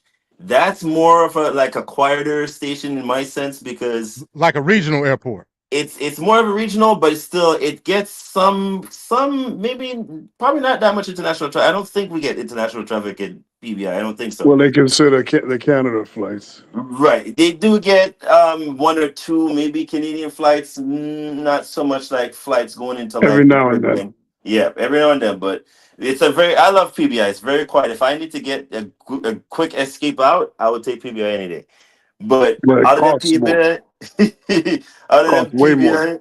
It's quiet though. I like that. They get a lot of like the charter flights. I'm gonna tell you, man, like them regional airports, a lot of the charter flights go through the regional airport. Like if you're just going like little city to little city, Right. I hate them little mini tiny jets. planes? Man, you can feel everything, man. I took a flight out of Atlanta. This was a couple years ago. I had to go up to Raleigh. Mm-hmm. Man, they put us on a charter flight. I'm like, well, why, what the fuck, because again, it's like an express flight. Yeah, that's pretty much. Man, that shit felt like a roller coaster, man. I was like, man, I'll never get on. If I fly, put me on an Airbus 757. I'm not getting on that little bit ass plane. Bump that. But MD, you have the option to see what kind of plane you're flying on, right? So you could like bypass flying on this. Man, I took whatever was cheaper. and that little bit ass plane, I was like, man, this look like a damn, like something off of Cars or something, bro. Like, why the plane so little? Then we took off, man. I thought I was in a spaceship, bro. I said, oh hell no. It don't feel like that on a jumbo jet. You know what I'm saying? On a little bit ass plane, I said, no, bro, I'm good. I mean, that's what regional jets are for. But they make money and they move quickly. So that's that motherfucker was. I thought I was going to space. That's what I'm telling you. I said, nah, bro. I said, nah, bro, I'd never get on that shit again. Never. Hell no. Like you on an Airbus, you on a 747. You grab it feel like a bus. You know what I'm saying? It's big, it's huge. You fly. You know what I'm saying? You got some discomfort on takeoff, depending on who you are. in a little charter jet, bro, it's like you going straight up, like literally straight. I said, shit. Yeah, do I supposed to feel like this? But this is his face. Damn. But I digress, man. You're not somebody that does. You like your big planes, MD. I mean, I ain't scared of flying or nothing, but that wasn't flying. That was a rocket. Yeah, I'm not a fan of propellers, but I'll take the regional jets if I need to. It's the propellers I don't like. I can't stand anything with propellers. No. But yeah, I digress. But yeah, back to the TSA thing. I think at this point, like I've been saying when I was ranting earlier, they need to start paying these people. It's been 2 months that some of these people have not been paid for. But I did find it interesting though that Captain Shoot the Dogs with her I killed the damn puppies is out here bribing the agents, talking about, oh, if you didn't call out, I'm gonna give you a $10,000 check. The $10,000 check is to make sure you guys knew that you stood as the patriots and you were bribing people with $10,000 checks at a time of need when some of these people have thank God there's in my area, I know there's food banks that are trying to support the TSA agents. If you have a TSA agent ID, you could pull up to the food bank and they'll give you free food. Once upon a time, I think in the previous, and again, I find it ironic. Remember, if y'all remember, because we are so the last shutdown. The last shutdown, and I'm not even talking about this recent one. The last in the first administration when Trump, well, I said his name, Agent Orange was elected in. Agent Orange, if you remember quite well, had a shutdown where TSA was affected really badly, and I believe there was a suicide in one of those shutdowns from a TSA agent. Lest we forget that. It was the same exact thing, and I think this is it's showing its cards again, where it's always under Trump's administration that this kind of nonsense happens, where there's a government shutdown. This is the third time I remember in recent history, in the first administration and now the second one, where we're having a lot of government shutdown. Why is this? And that the voters keep forgetting this, as well as the damn friggin' agents that are TSA agents, and believe it or not, are a lot of MAGA voters who voted for this nonsense and now sitting there talking about, oh, are you going to feed me? No, baby, I don't feel sorry for you one bit because you voted for this. You opened your mouth and said, oh, I voted for Trump, but now I take back my vote. No, baby, you woulda, coulda, shoulda, as what's her name said in the damn, movie, doesn't help us now. We're now here. This is where you're at. You went through this the last time and you voted back this moron back into power for him to take away, your damn pay from you again. Like, this is ridiculous. But I digress. This is what y'all voted for. I don't understand. I can't in the life of me understand how you made the slick sales oilsmen come back into play and tell y'all, oh, it's going to be great under me. I'm going to sell you the golden shoe, the golden Bible, the golden pen. I'm going to say, like, again, the greatest merchandise I've ever seen in my life is Trump. Like, it was Trump everything. I'm still waiting on my Make America Great Again Bible. I ain't got it yet. That was supposed to be Black Son Christmas gift. He put on pre-order the Trump phone, and magically, the Trump phone, and magically, people have not been getting their orders yet. Keep that in mind. I got a story about that next. No, I was saying keep what Venkat just said in mind. That same sentiment, people not getting what they paid for. I got some, but I say real quick, and then I'll let Venkat go. Yeah. Earlier, when you jumped the gun earlier, you brought up like both sides need to stop playing games.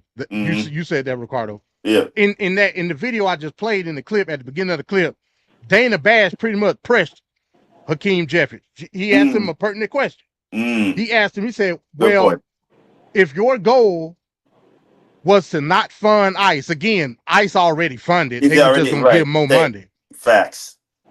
Dana Bash told Hakeem Jeffries, well, if your goal was to not fund ICE, but then you turn around and you want to put something together to fund TSA, what was the point of saying that you didn't want to fund ICE in the first place? That's the only card that the Democrats got. I want people to understand that. The Democrats are not in power right now. The only leverage they have is how they legislate. That's it. Yeah. They got the advantage because Republicans don't have a supermajority. They just don't. They need Democratic votes to pass shit. Yes, unless it's simple majority shit, right? They just need them. That's a fact. So Dana Bash tried to press him to say, if you said bump Department of Homeland Security in the first place, now you want to turn around and say you want to fund TSA. What was the point? Hakeem Jeffries gave a kind of bullshit answer. I ain't gonna front. He gave a campaign answer is what he did. But ultimately, I understand what she's saying. That goes back to your point, Ricardo. You got to hold some type of principle somewhere. If TSA can't eat, they can't eat. That's what it is. We gonna hold a position that we don't want step 1, step 2, step 3 to happen, which is not funding ICE. If from a policy standpoint. Yeah, but what's funny though is with these government shutdowns. And by the way, this is the third government shutdown in 6 months. Donald Trump has the record for the most shutdown. The most shutdown. Yep. Yeah, I mean, at one point, remember Schumer tacoed on the first one. He tacoed on the first one. Yeah, yes, he did. Yes, he did. Yes, we forget, and we're not going to forget that too, Schumer and crew. We all know who you are. We won't forget. Yeah, but yeah, I mean, so he is in the Hall of Infamy for the most shutdowns, Donald Trump. But he needs to be kept in check with this because why is it that we have a government shutdown, but Congress and the Senate and everybody that works for government is getting paid except for certain hand-selected parts of government. They need to change the bill. If this is going to happen, there needs to be a fund allocation that automatically allocates funds for the TSA or whatever part will be affected by a shutdown. There's got to be some kind of slush fund money to the side, or it's got to be, well, when the government shuts down, everybody doesn't get paid. But then I start thinking about it, and I'm like, well, not everybody in the Congress or the Senate has a lot of money, so the rich ones, they will be fine. But like the ones that are just skating by, day to day, like AOC was one of them. She doesn't have as much money as like these other senators and congressmen, so they'll probably get hurt too. But this doesn't seem like a problem that really should take much to solve. And because of the frequency of government shutdowns happening in the last few years, it's got to be addressed. And it'll be a failure if it is. The Democrats come into power, they gotta lay down a lot of things, and this has got to be one of those things that they've got to fix once and for all, because we can't keep having government shutdowns and people are not getting paid, and they're gonna get punished if they don't show up to work, which by itself, like I don't know how the hell they do it. I miss one paycheck and I'm ashed out right there. I'm just done. I miss one paycheck, it's over. So Hey, I don't know. Van Cat, I got a solution. Go ahead. You may not like it. Oh boy. You want to hear it? Go ahead. Privatize TSA. Privatize TSA. No. Oh Lordy. Oh God. Oh Lord. Oh, man. You see, this guy is a freaking capitalist. That's all these damn capitalists are. We went through that in the early 90s before pre-9/11. It ain't gonna happen again. But then again, you just never know. You just never know, though. You just never know. I'm assuming y'all don't like my idea. No, we don't know. Not with the amount of money that they've been funding out of us. And not to interrupt you, Venkat. Again, this tax that you think I'm making up here, from the onset of TSA being formed, we, the American taxpayers, been charged, I believe it's up to $6 per ticket that you purchase. And from ever since, mind you, I'm thinking TSA was formed close to like the 2000s. So if you add the 2000 now to 2026 that we're in, how do you explain to me that this whole entire government has been getting money from that time until now?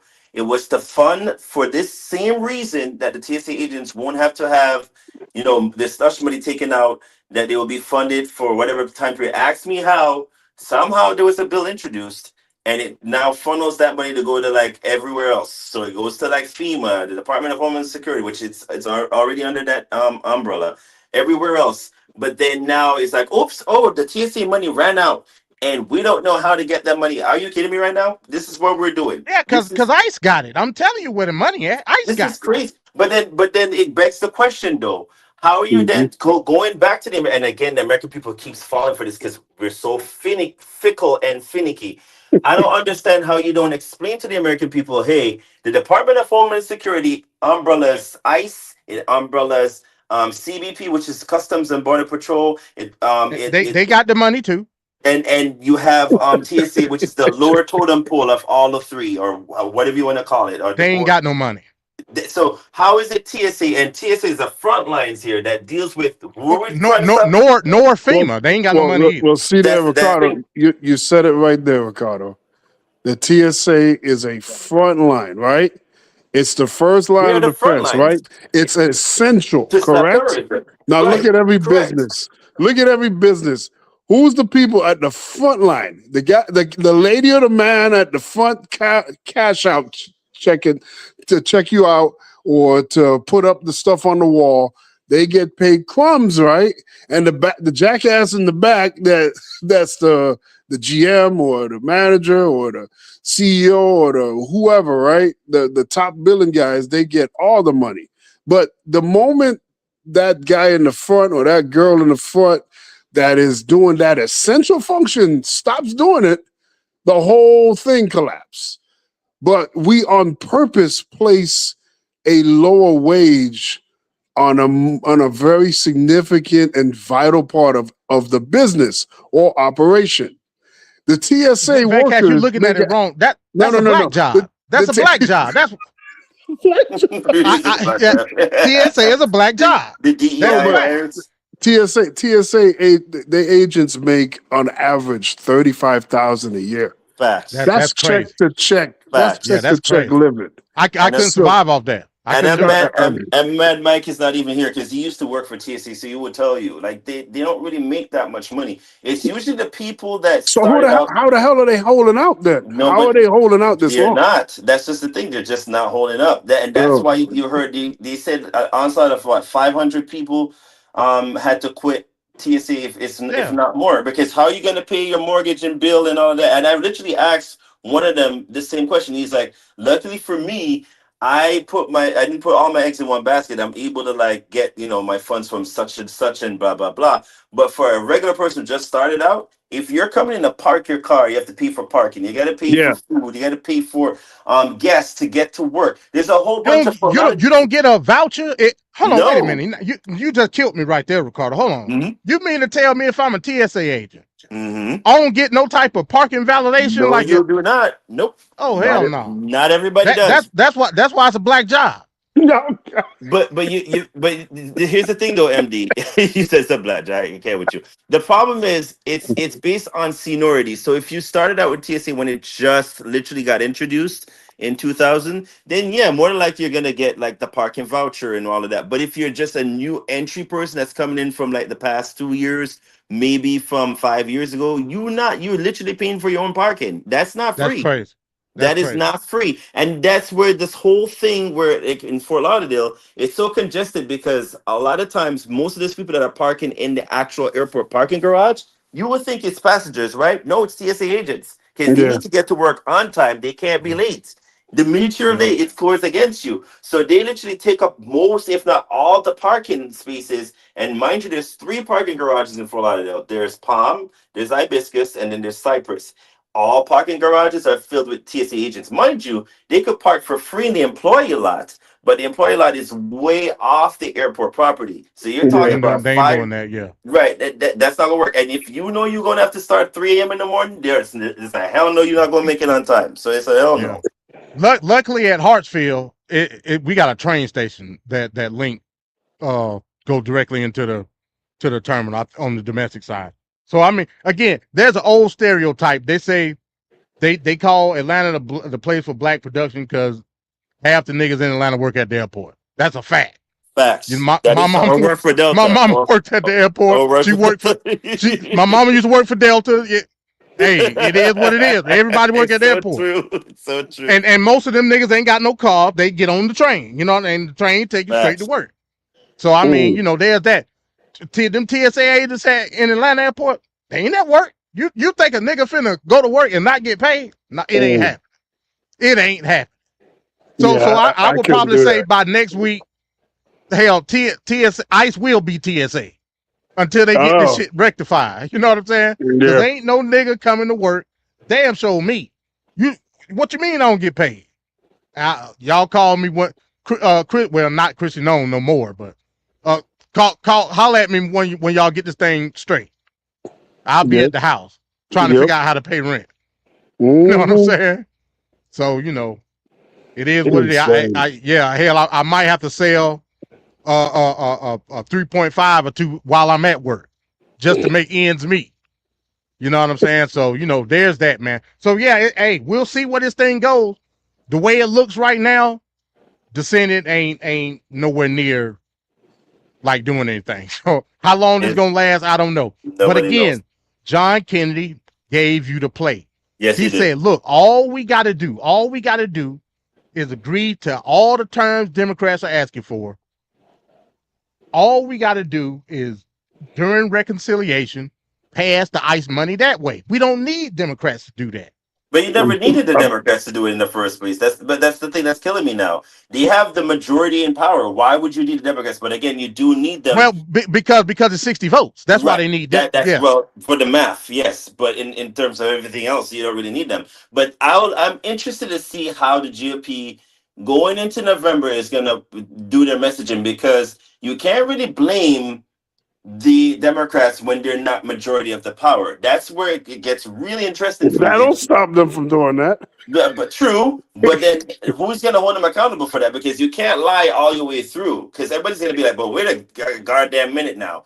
You motherfuckers were in power for you had the Senate, the House, and the presidency, and you mean to tell me you won't blame the Democrats for what?" And the Supreme Court. And the Supreme Court at that. And mind you, the Supreme Court is pushing back on everything that they're pushing for, which is it's gonna get even more interesting with the whole mailing ballot and all that stuff that they're trying to achieve for.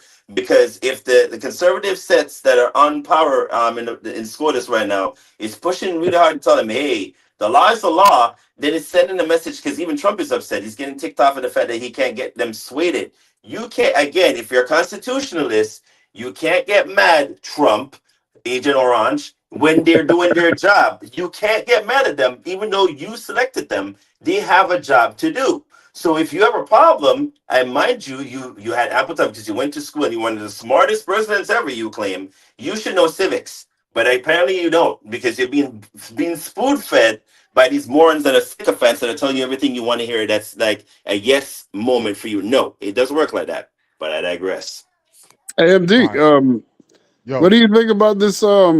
This whole Trump got 100% of MAGA approval.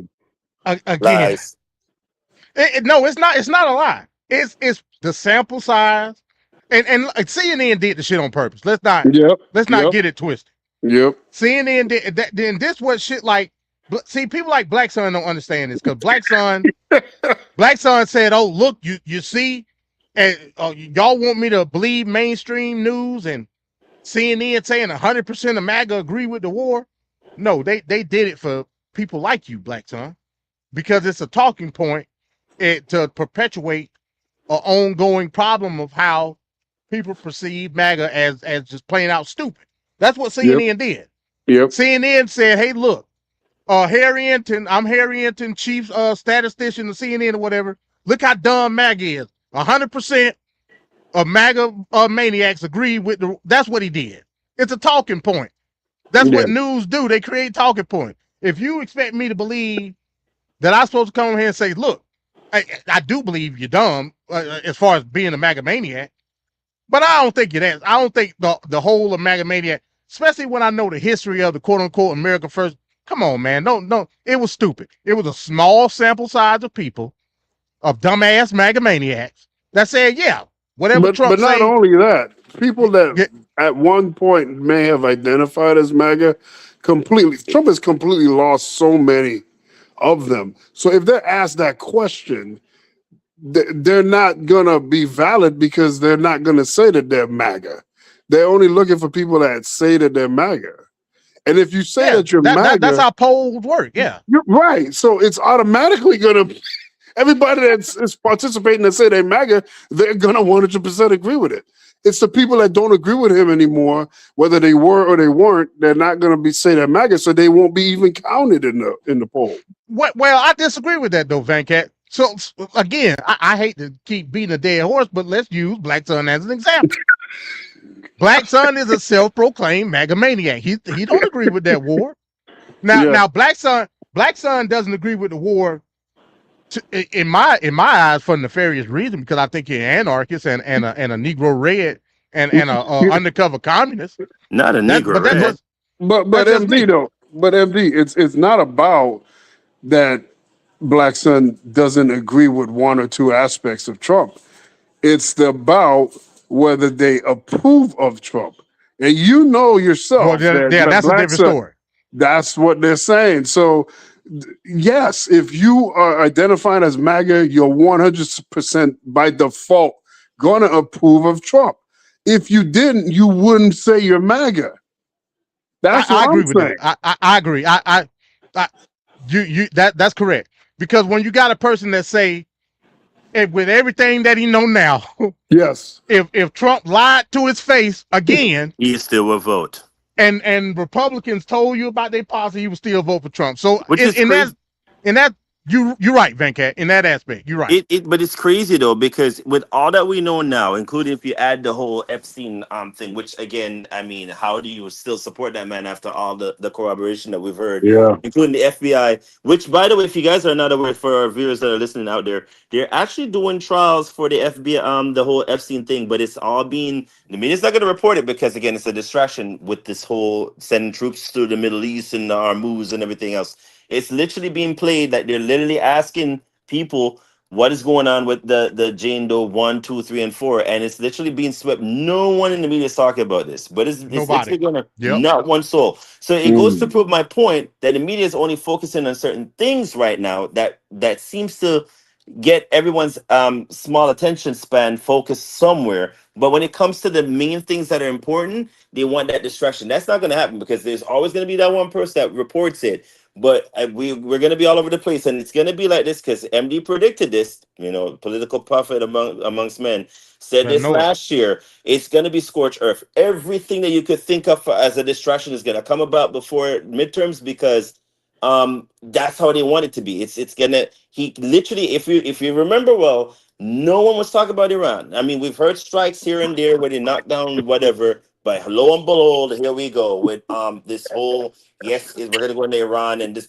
It's a distraction because no one in the U.S. is supporting this. No one. We don't want high gas prices. Are you kidding me right now? I literally spent $100 and something for gas yesterday, and I'm fuming mad about that because I'm like 3 weeks ago we weren't even spending this amount of money on gas. Are you kidding me right now? But no, the new playbook. And I'm not sure if you've seen this, MD and Venkat. Is them going on TV saying, oh, but you guys have to suffer through this just a little bit. Oh, this is just for our well-being. Oh, no. Yeah, I forgot somebody just said that. And I'm saying to myself, what the fuck are you guys like? Are you kidding me right now? Like, if this was the Democrats in power, you guys would have been going on and on. But no, we have to suffer through this a little bit. No, you guys got to hang in there. Oh no, this is just it's you could bypass not getting coffee. It's like downplaying the small. No, we're not gonna do that. We didn't ask for this. Was it Scott Bessent that said it? I'm trying to think. It may have been Scott Bessent that said it. He said on Fox News, he said, I don't mind paying for such and such 50. He said, I'm gonna give you the exact quote. He said, I don't mind paying $50 more per week in energy for 50 more years of peace in the Middle East. That's what he said. You must have like lost I your think it was. fucking I mind. think it was Scott Bessent. It could have been somebody else. I think it was Scott Bessent though. Just Nah, saying. Hey, look. I'm afraid to go to get gas, man. I've been avoiding it all week. Oh no, baby. Oh man, you can't avoid it. You can't avoid I was that. supposed to go there before this show. I was like, I can't do it. And you know what it feels like? It literally feels like you're pumping hot air into your car because it's literally just going on and on and on. You're like, wait a minute. Hell, that's what Venkat car running on hot air right now. That's just like a nigga riding down the street on fumes. Lord. Just like a nigga, boy. Oh man. Eventually Just the like car's a gonna nigga. stop. Eventually that car gonna stop, Venkat. Yeah, What you gonna do with that? $2 in the tank ain't gonna do it, Venkat. $2 ain't $2 ain't gonna do it. Pump one. Yeah, that ain't gonna do it, man. That ain't gonna do it. All right, let's get into the headlines before we get into the duck, and that'll be it for the night. So I got 5 headlines. We're gonna hit these rapid fire.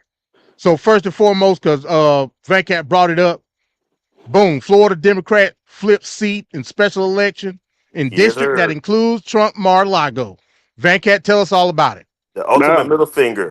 Well, I mean, the Democrats have been winning like 30 plus special elections leading up to this November's midterms. So Trump is doing horribly. All his endorsed candidates are just losing all over the goddamn place. Yes, Yep. yes.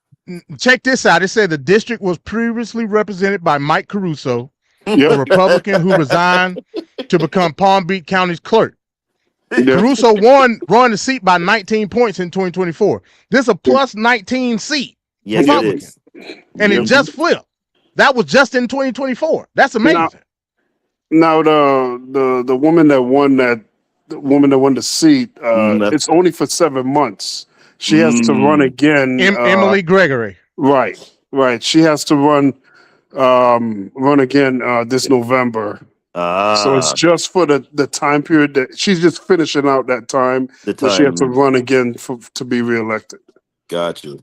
But I mean, that is a huge thing. I mean, you went all up in Mar-a-Lagoville, and you flipped a seat that was so deep, that 19-point red. plus win. Facts. You know, so to go in his backyard and take it, that lets you know the temperature of what's going on out there. Now, MAGA maniacs that I deal with, they all acting like it's nothing to see here. It's not a big deal. It's not this and that. But I mean, that's the tsunami is coming, not the wave. The tsunami is coming because all these statistics are pointing to a historical crush come November. So this is just another reminder. Trump's endorsements have been toxic as hell. It's like a death sentence for these guys. So I don't know why. Who was the Negro she was running against? Who was that Negro? I forgot his name, but yeah, he says he'll be back, and he's not worried. He's not worried about this loss. It's just a minor setback in November. I guess he's gonna try again, but it's not gonna happen, man. And that's the other thing too. That's a strategic pick right there for Trump, right? If I get a black guy on here, that may help protect me from a Democrat trying to take over. Same professor didn't play about. And the thing is with the ballot too, they didn't really outright tell you who was a Republican and who was a Democrat. They didn't. It doesn't have that on there. So you got to do research to find out who it is you're voting for and what you're voting for. So another reason why, let's pick a black guy. That'll make it seem like it's a Democratic person, and then people will go with the black guy. Those switcheroo, huh? Yeah. Oh, yeah. The bait and switch. So, yeah, we took our time and we looked it up and we picked that. So I was happy as hell when I found that out. I wasn't as shocked because, again, it's over 30 special elections that Trump has lost. He's like 0-34 or something like that. Democrats have been killing these special elections across the country in deep red states. It's not just like a Democratic leaning state. It's like deep red states. And this was another example of how serious November can be. Yeah. Ricardo, what you got on it? Yeah, I mean, for me, I'm kind of shocked, but I'm not kind of shocked because of the temperature of what I've been reading in the. Oh, what just happened? No, I'm still here. Sorry. So yeah, a lot of people. And I know Venkat deals with them because they're really up in that area a lot. The West Palm Beach and the Palm Beach area. But when I deal with the mega maniacs that are up there, the sycophants as I call them, it's not really everyone that is. It's just you have some people that fall in that category, and then there's some people that are like not. So when I ask them who they voted for, I don't even think they knew who this woman was, but they just wanted to vote for somebody that was different. So it was one of those things where I think to test the waters, I think she's gonna have to. And not to say it's gonna be an easy mark for her going forward into November. She has a lot of work to do, but if she holds still in terms of getting her name out there and people know who she is and what she's doing in terms of either improving and whatnot, it wouldn't shock me or surprise me if she holds on to the seat, because a lot of times you do need an opposition, and I think she could be up there in terms of doing the media play where he's going to be very combative, because to have a Democrat actually win in your backyard says a lot. So it's one of those things where I think she's somebody we all have to watch and take a look at in terms of how the playbook is going to work with her being in his backyard and him not liking the Democrats so much, and the diatribe that he goes on and on about with the Democrats, even though he himself is a Democrat by his own merits. But we'll leave that for another time and space. But it's very fascinating to just see her come in because I didn't even know who she was. Did you know who she was, Venkat, when she came into the whole winning streak thing here? Because I was like, I didn't even know who she was. I do No, just, no, it's hard to keep track of all these people, but no. but because I was like, who the hell is she? Where did she come from? Was it in politics for a long time? I had no idea. But you And best that wasn't the only thing. There was a guy that guy that won as well for the Democratic Party as well. So that's good too. And just to reiterate as well, where Venkat brought up another valid point, almost all the black candidates that are mega, strong mega Oh yeah. They bite they dust, all man. fail. They They all biting dust, bro. got. So it goes to prove the point that this whole we're gonna shuck and jive and run to get the black votes and it doesn't work anymore. Again, we're not a monolith group. I don't know why they keep going for the same playbook when it doesn't work anymore. It's ridiculous. It's tiring now. I mean, they need a new strategy. Let's do something different. But they're not going to do that because, again, they always fall for the same rhetoric where they think it works because it's worked in the 40s, 50s, 60s, 70s, 80s, and 90s. It's not the same anymore. And you got to find ways to interest, the main significant voter blocks. And it proves my point. I believe it was, don't quote me, I think it was 8 of them that lost, if I'm not mistaken. I got to go look it up again because I saw it today.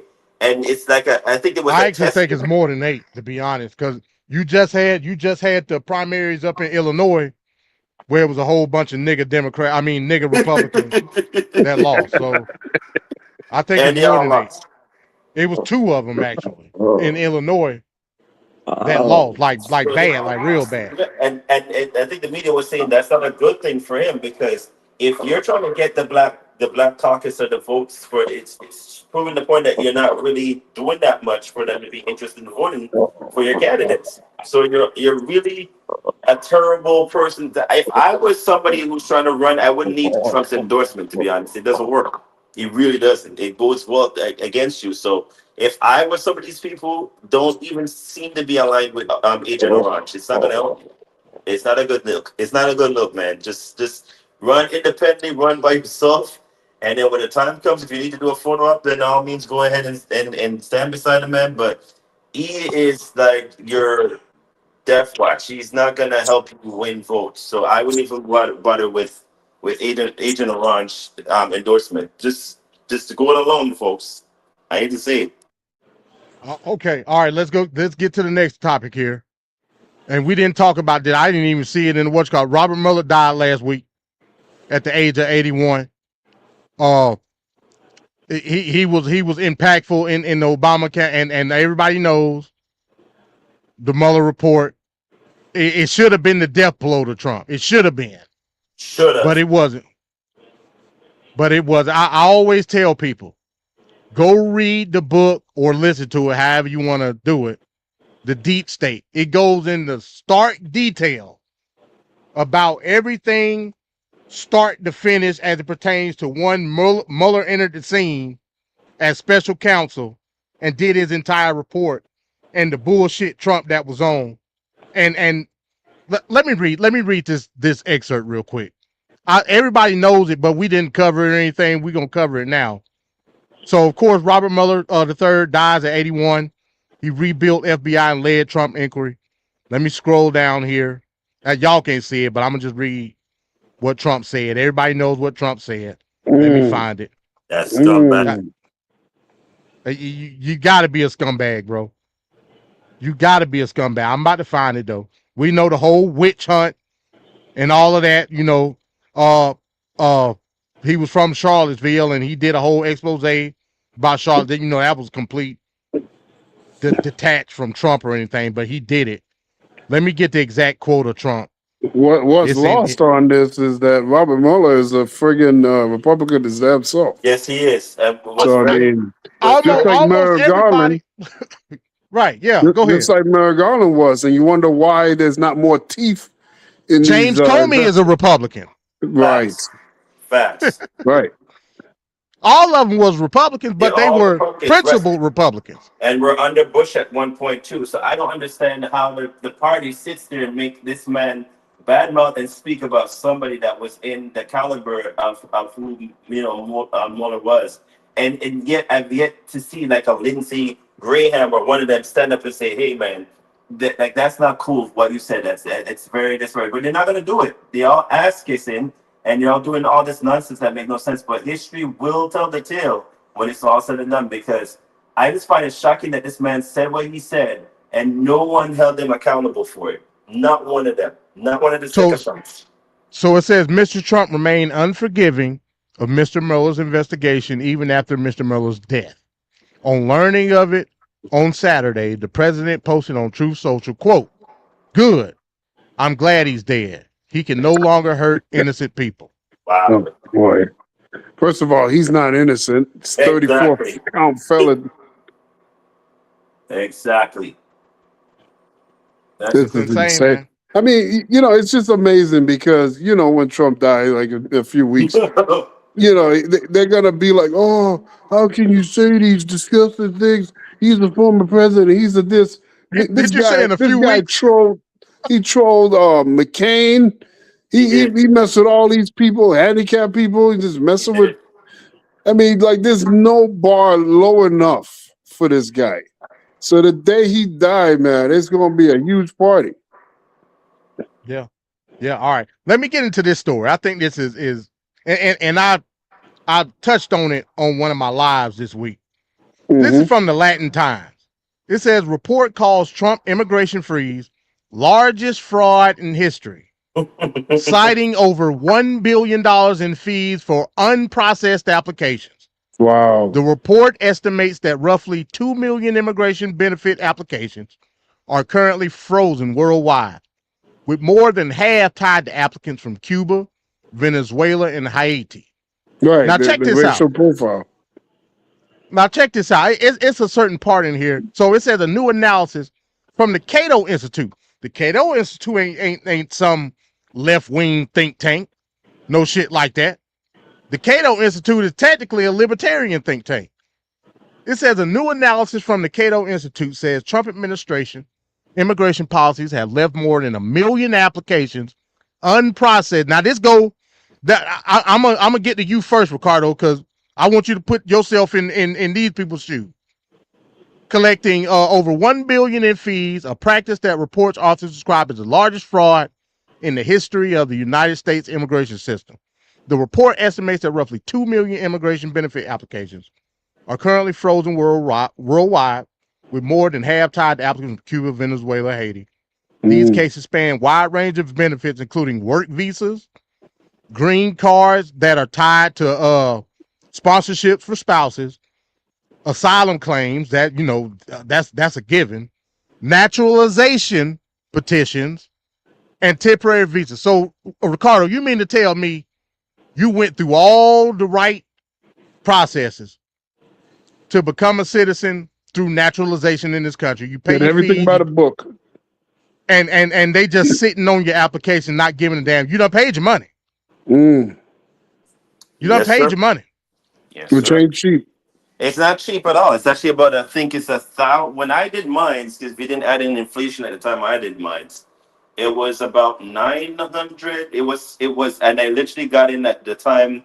I should have paid about $800, I think. It went to 900 and something. So I literally, in the end, paid $1,200 to get my whole entire thing done to become a citizen. It was a lie. It's not cheap, and I'm sure it's more expensive now than it was at the time I did mine. Easily. But it's crazy because what this administration is doing, it's literally playing with not only people's emotional state, but people's financial state as well. It's not just the typical countries that you think of, like the Latin American countries. It's even Canada, because I had an article where this one lady, and I'm assuming she thought that, I met somebody in Texas and I'm a Canadian and I have a kid with him and they got married with him. It's going to be not topsy-turvy. It's going to be top gravy for me and I'll be good. No, they got her locked up with the kid that she had with this guy in Texas in some, I can't remember which facility. It's one of those facilities that they're talking a lot about in general. And she was saying that it's deplorable, the conditions that you have to go through, but she literally paid her money to go through the whole thing correctly. And she had, I think it's a working permit, I believe. And ICE told her no. They said, you know, doesn't stand. It doesn't have any jurisdiction.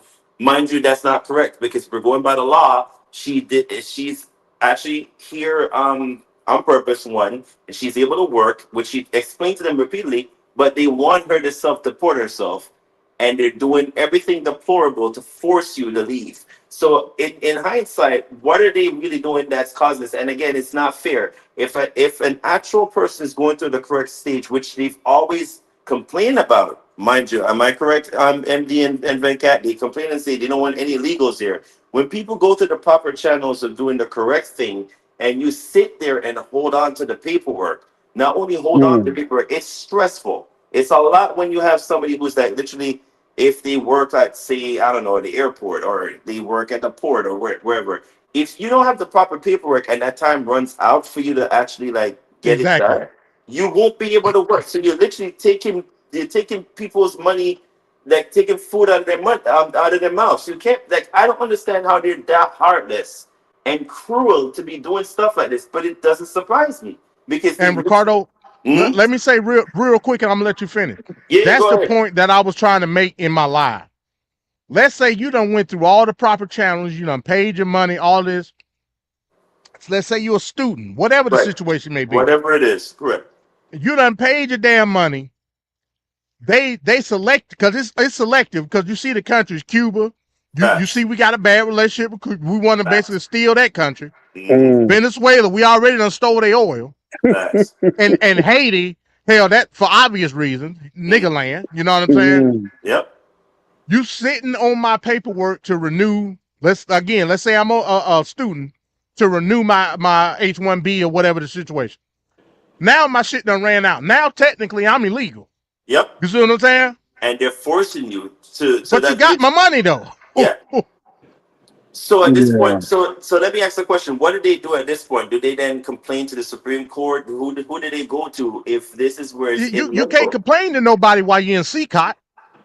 You can't complain to nobody when your ass in the ICE facility some damn well. Exactly. So you're in limbo. You're literally in limbo the whole time. That's horrible. That's horrible.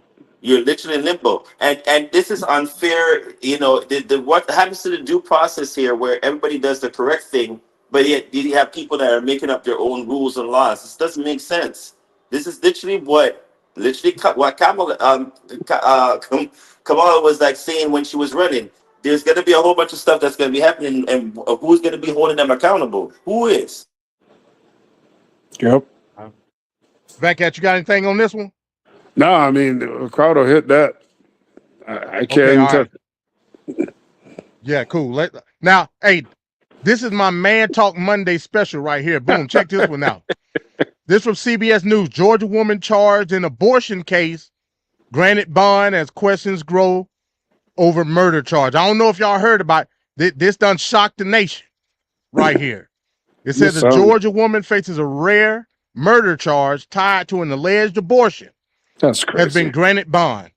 That's crazy. Alexia Moore, 31, was granted bond Monday by a judge in Camden County. That's in southeast Georgia by Savannah. This is loony. According to the Georgia Public Defender Council. The court, now check this out. The court set bond at $1 on the malice murder charge and $2,000 total for 2 drug-related charges. Prosecutors agreed Moore was entitled to a bond and to the amount she could reasonably pay. The public defender's office said Moore had been jailed since early March after police accused her of taking pills to end a pregnancy in violation of Georgia law, which bans most abortions after 6 weeks. That's the heartbeat bill that we got here in Georgia. After 6 weeks, that's it. It's trash. They say authorities allege Moore was about 22 to 24 weeks pregnant when she went to a hospital in late December reporting abdominal pain. According to an arrest warrant, she told medical staff she had taken Mifepristol, a drug commonly used in medication abortions, along with oxycodone. So she basically got the Mifepristol, I don't know, off the street somewhere. It's akin to Plan B and shit like that, which is illegal now in Georgia after a certain amount of time. You know, you could take it morning after all of that, but after 6 weeks, you're no longer allowed to take it. Investigators said the fetus was delivered alive and survived for about an hour. 24 weeks pregnant. And they induced her into giving birth. Like, why would This we sounds gonna like talk Game about it? of Thrones, man. This sounds like an episode of Game of Thrones. Shame. Let me get to the part where I want to. Well, I don't think it's in this. It's not. Basically, the judge gave her a $1 bond because even the judge say, like, this is stupid. It's like, ridiculous. what are we doing? So that's your Man Talk Monday special. Again, abortion. We know a lot of southern states after Roe v. Wade immediately like force fed legislation down everybody's throat when it came to heartbeat bills and anti-abortion legislation, so on and so forth. This is one of the first cases we've seen in the nation where prosecutors in the state are actually taking charges to heart murder. Go ahead, Venkat. You said it. You said it. Force feed. This is why I call the Republican Party the anti-freedom party, the anti-American party, because this is just insane. This feels like Handmaid's Tale. This is so dystopian and ridiculous.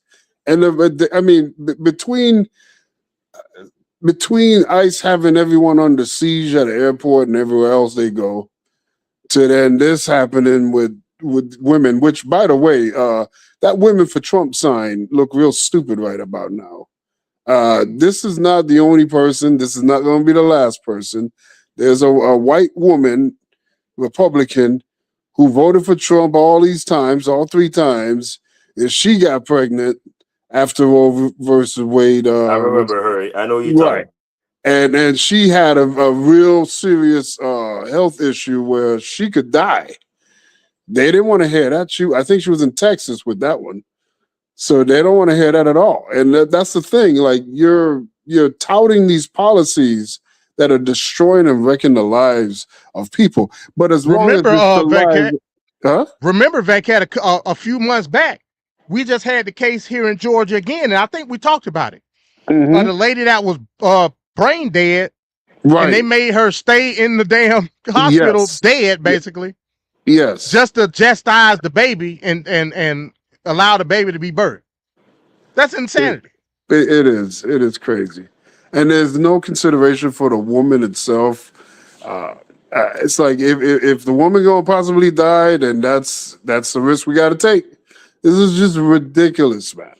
And women put themselves in this because a lot of the women out there, white women, they undermine themselves voting against their own self-interest.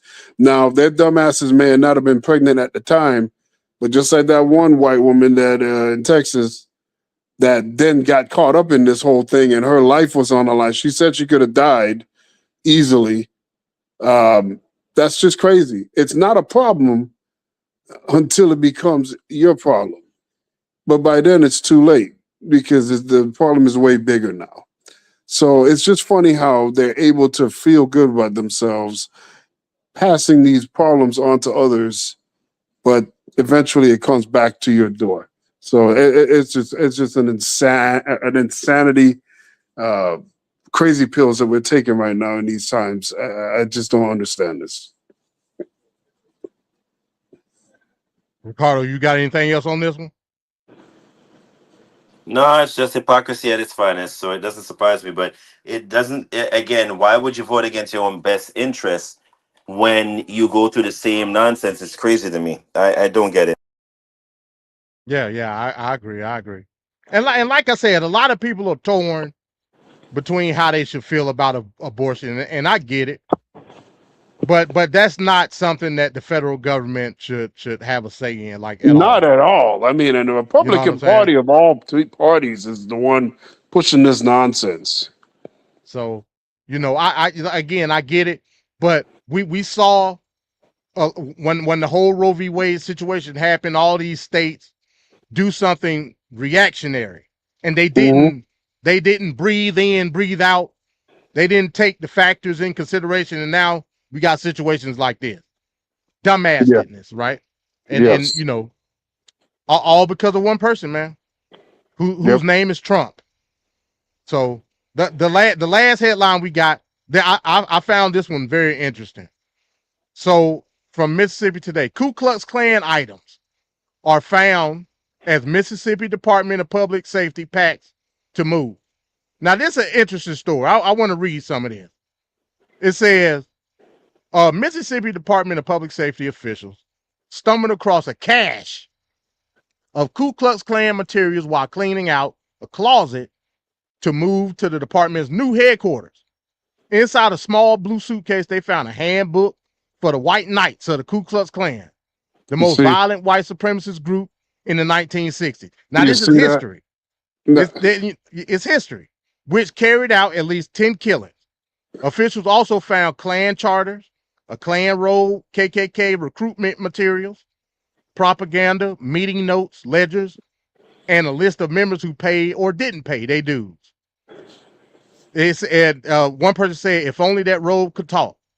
George Mulvaney, who tells his journey from his life as a Klansman to life in prison to life as an environmental regulator. So hold on, wait a minute. You went from being in the Klan to being in prison, and now you're a damn tree hugger. Like how you do that? Now you're a top executive, help cleaning up with a cleaning company. It said in his memoir, Cup Ups. Yeah, go ahead, Van Cat. What was you about to say? But this is the stuff I always talk about here, where, you know, all these black people and some white people, but I'm mainly focused on black people that want to pretend that these times didn't exist. They want to pretend that, well, today is different. They want to pretend that people that are living and breathing right now wasn't participating or actively thinking that way or continue to be that way, which is racism. Before you continue, I just want to put some context on it. Basically, the stuff that they found was stuff from the 1960s that had never been archived, like ever. You see what I'm saying?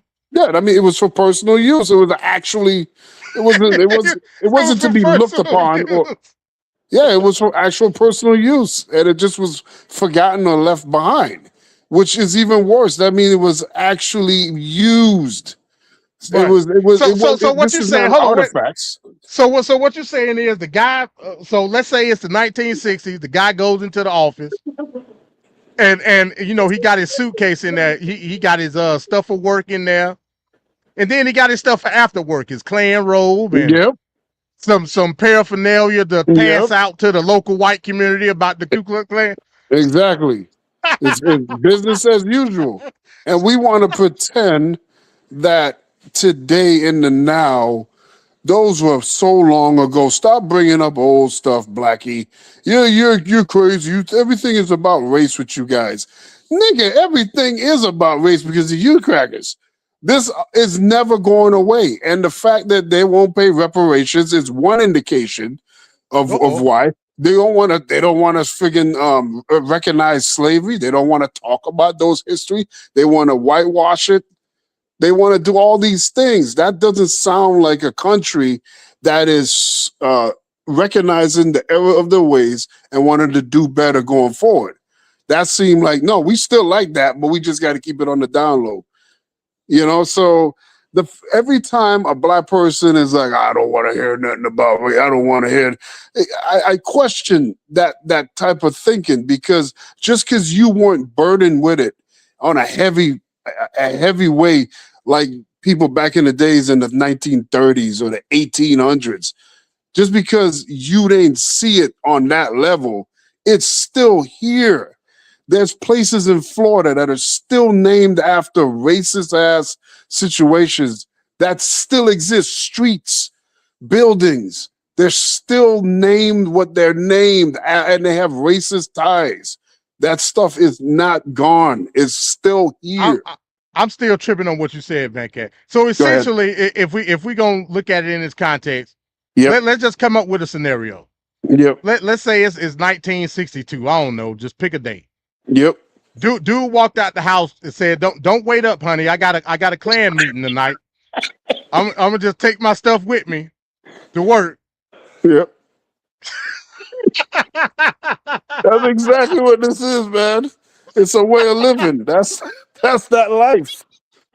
And he was really about it. But over time, they just like, oh, he forgot his stuff in the corner or whatever. And now we're finding it these years later. Man, this stuff is real, man. These crackers is crazy. It's embedded. I mean, who hangs a person and makes a freaking postcard out of it? Burned bodies of black slaves. I mean, come on, man. They're making postcards out of that. That's a sick level of depravity. Yeah. Ricardo, you got anything? I'm just fascinated that they even were able to find all that memorabilia from the largest non, what do you call it? The largest non terrorist group this country has ever had. The domestic terrorist. Domestic terrorist. And not on the most violent. We talk. Remember, folks, this is Mississippi. Yes. It's Mississippi we talk about. Right. Of all places in Mississippi. And I don't understand. See, but MD, what you saying right there, this Mississippi, like there's actual people walking around right now that don't get the context of what you mean by it. This is what we're dealing with. All they got to do is go there. Bro, trust me, you go to Mississippi, you'll understand it. Yes, it's one. You'll understand. That place is not out. I think it's still a sundown state, if I'm not mistaken. But I digress. I don't give a damn about all that. You come talking that crazy shit to me, I'm gonna shoot you in your ass. Right. I mean, it's a different breed, but again, it still exists. Let's not get it twisted. It still exists to this day. And that's what Venkat is trying to state, that there's a lot of people now, included in our community, in the black community, that says, "Oh, but that was so long ago. Move past, like, what are you talking about? Like, are you kidding me right now? Like, you really I mean, if you said move past, the 60s wasn't that long ago. The 70s wasn't that long ago. I think the last lynching that was done was probably close to the 90s, and we still have them random. Yeah, it was the 90s. Matter of fact, they had a movie about it. What was that movie where they drugged the guy with the truck? Yes. That happened in the 90s, in the early 90s. I remember that too. In Mississippi. It was not that long ago. So I mean, this whole notion that, oh, we should move past and get on with our lives. No, we can't forget these things, especially in Mississippi. That you have a random briefcase that's in where did you say it was found in, MD? Which department? In the public safety department, which is basically that'll be akin to like your state police department. Right.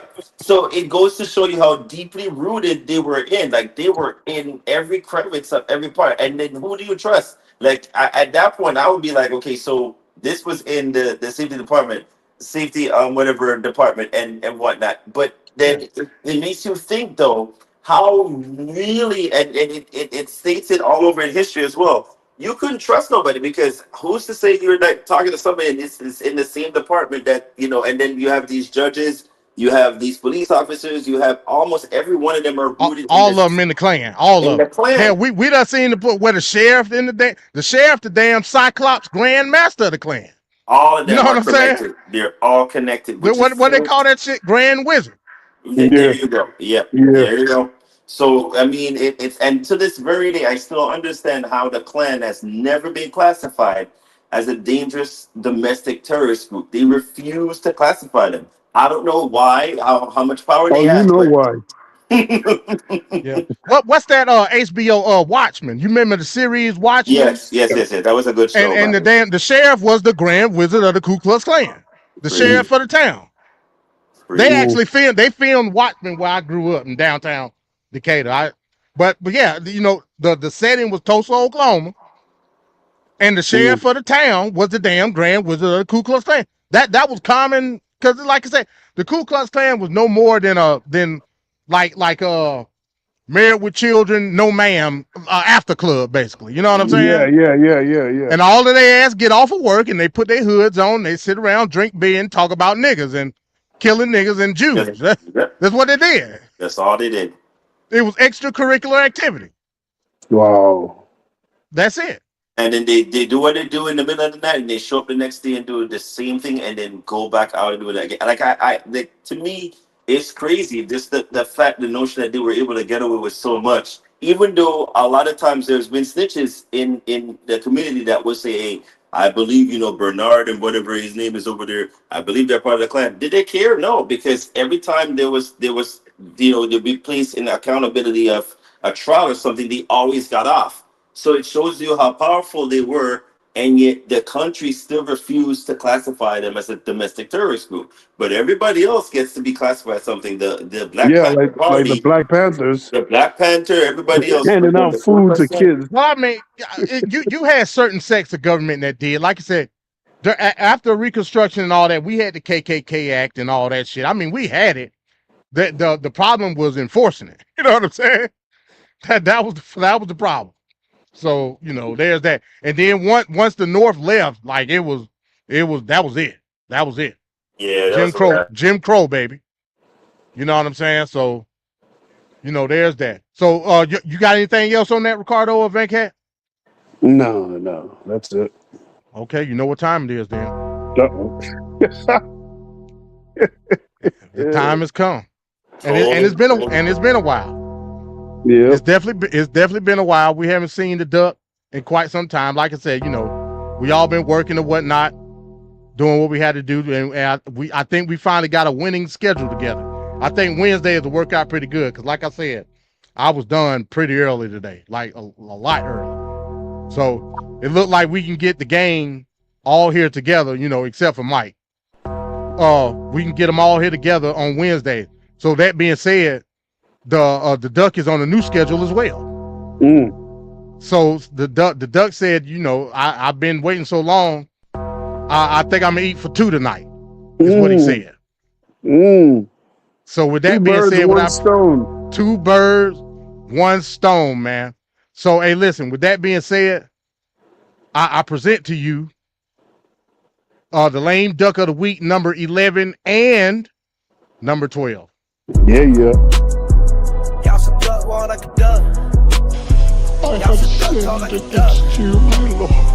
I want you to listen to me. I'm going to say this again.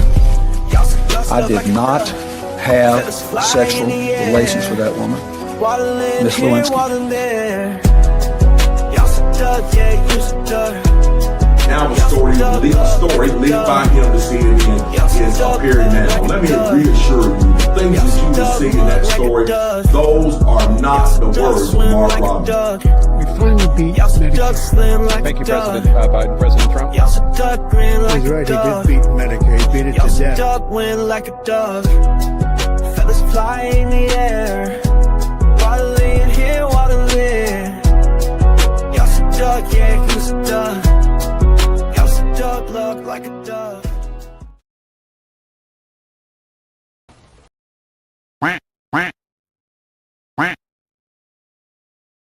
Back here in the U.S., the Senate has now confirmed another of President Donald Trump's cabinet picks. South Dakota Republican Governor Kristi Noem was confirmed in a 59-34 vote as the new Secretary of Homeland Security. Noem will now be in charge of executing one of President Trump's biggest priorities for his second term, immigration. She has expressed support as well for ending birthright citizenship, something Trump is trying to do through executive action. I'm Kristi Noem, the United States Secretary of Homeland Security. Thank you, President Donald J. Trump, for securing our border and putting America first. Let me deliver a message from President Trump to the world.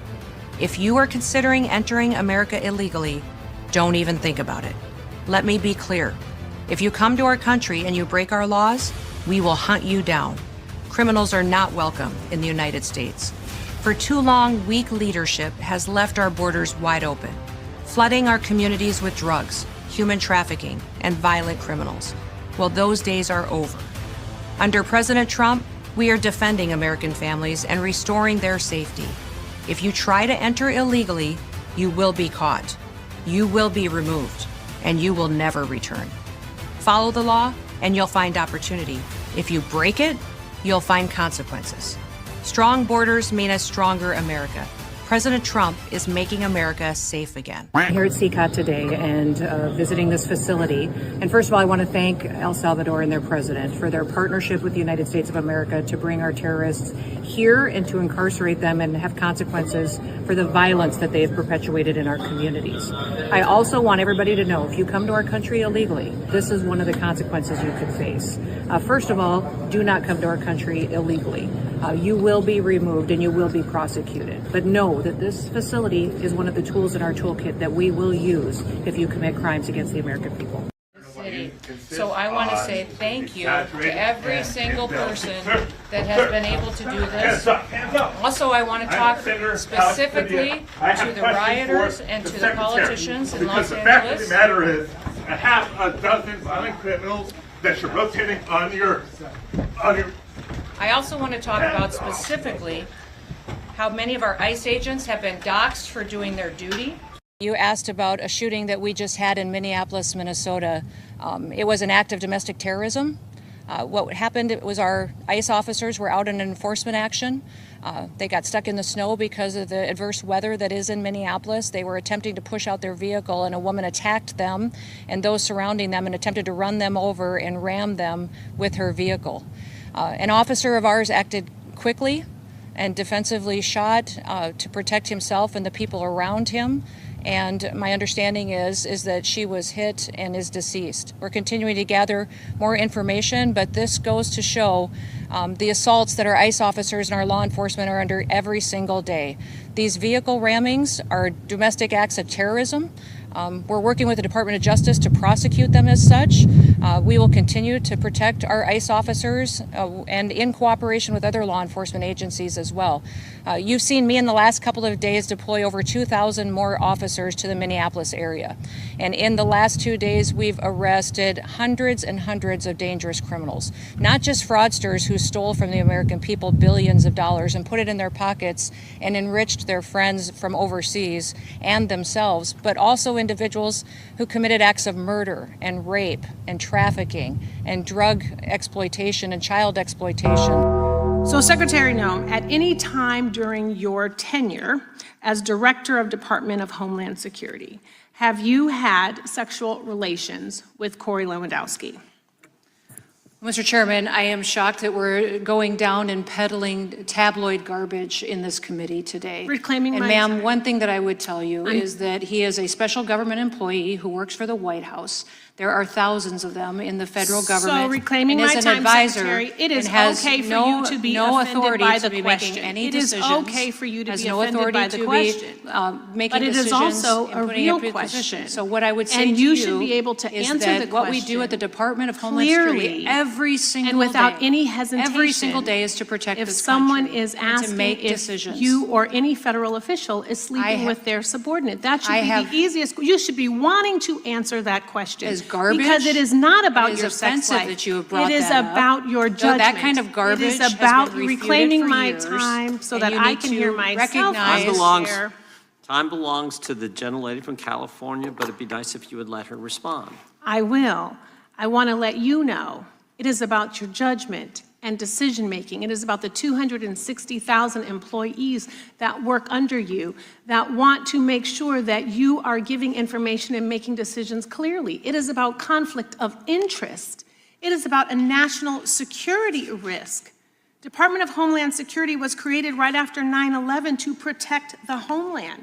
And DHS has circulated an internal bulletin to law enforcement partners warning that the conflict of the war we're in could inspire lone actors or small-scale cyber activity inside the United States, according to a memo obtained by ABC News. So American lives are at risk. The people who work for you are at risk.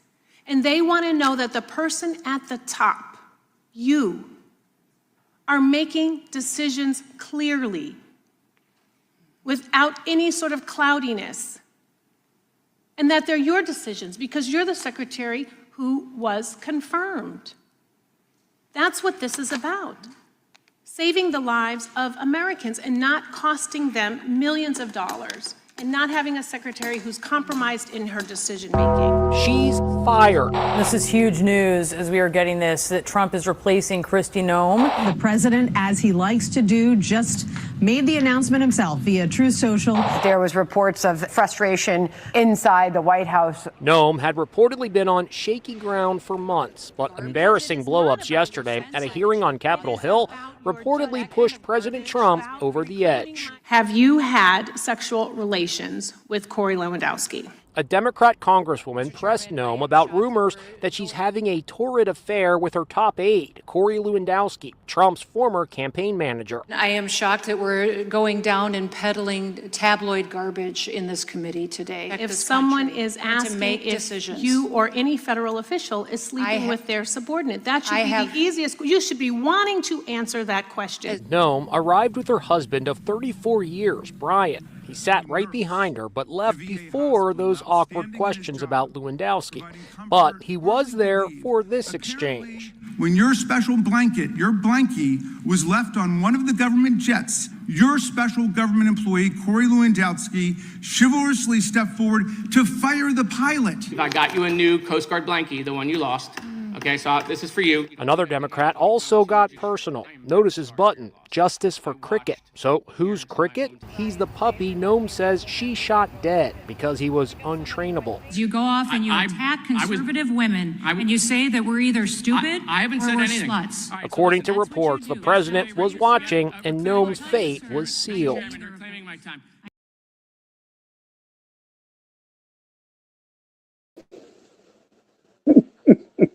So let's start off with that one. That's number 11, Kristi Noem, folks.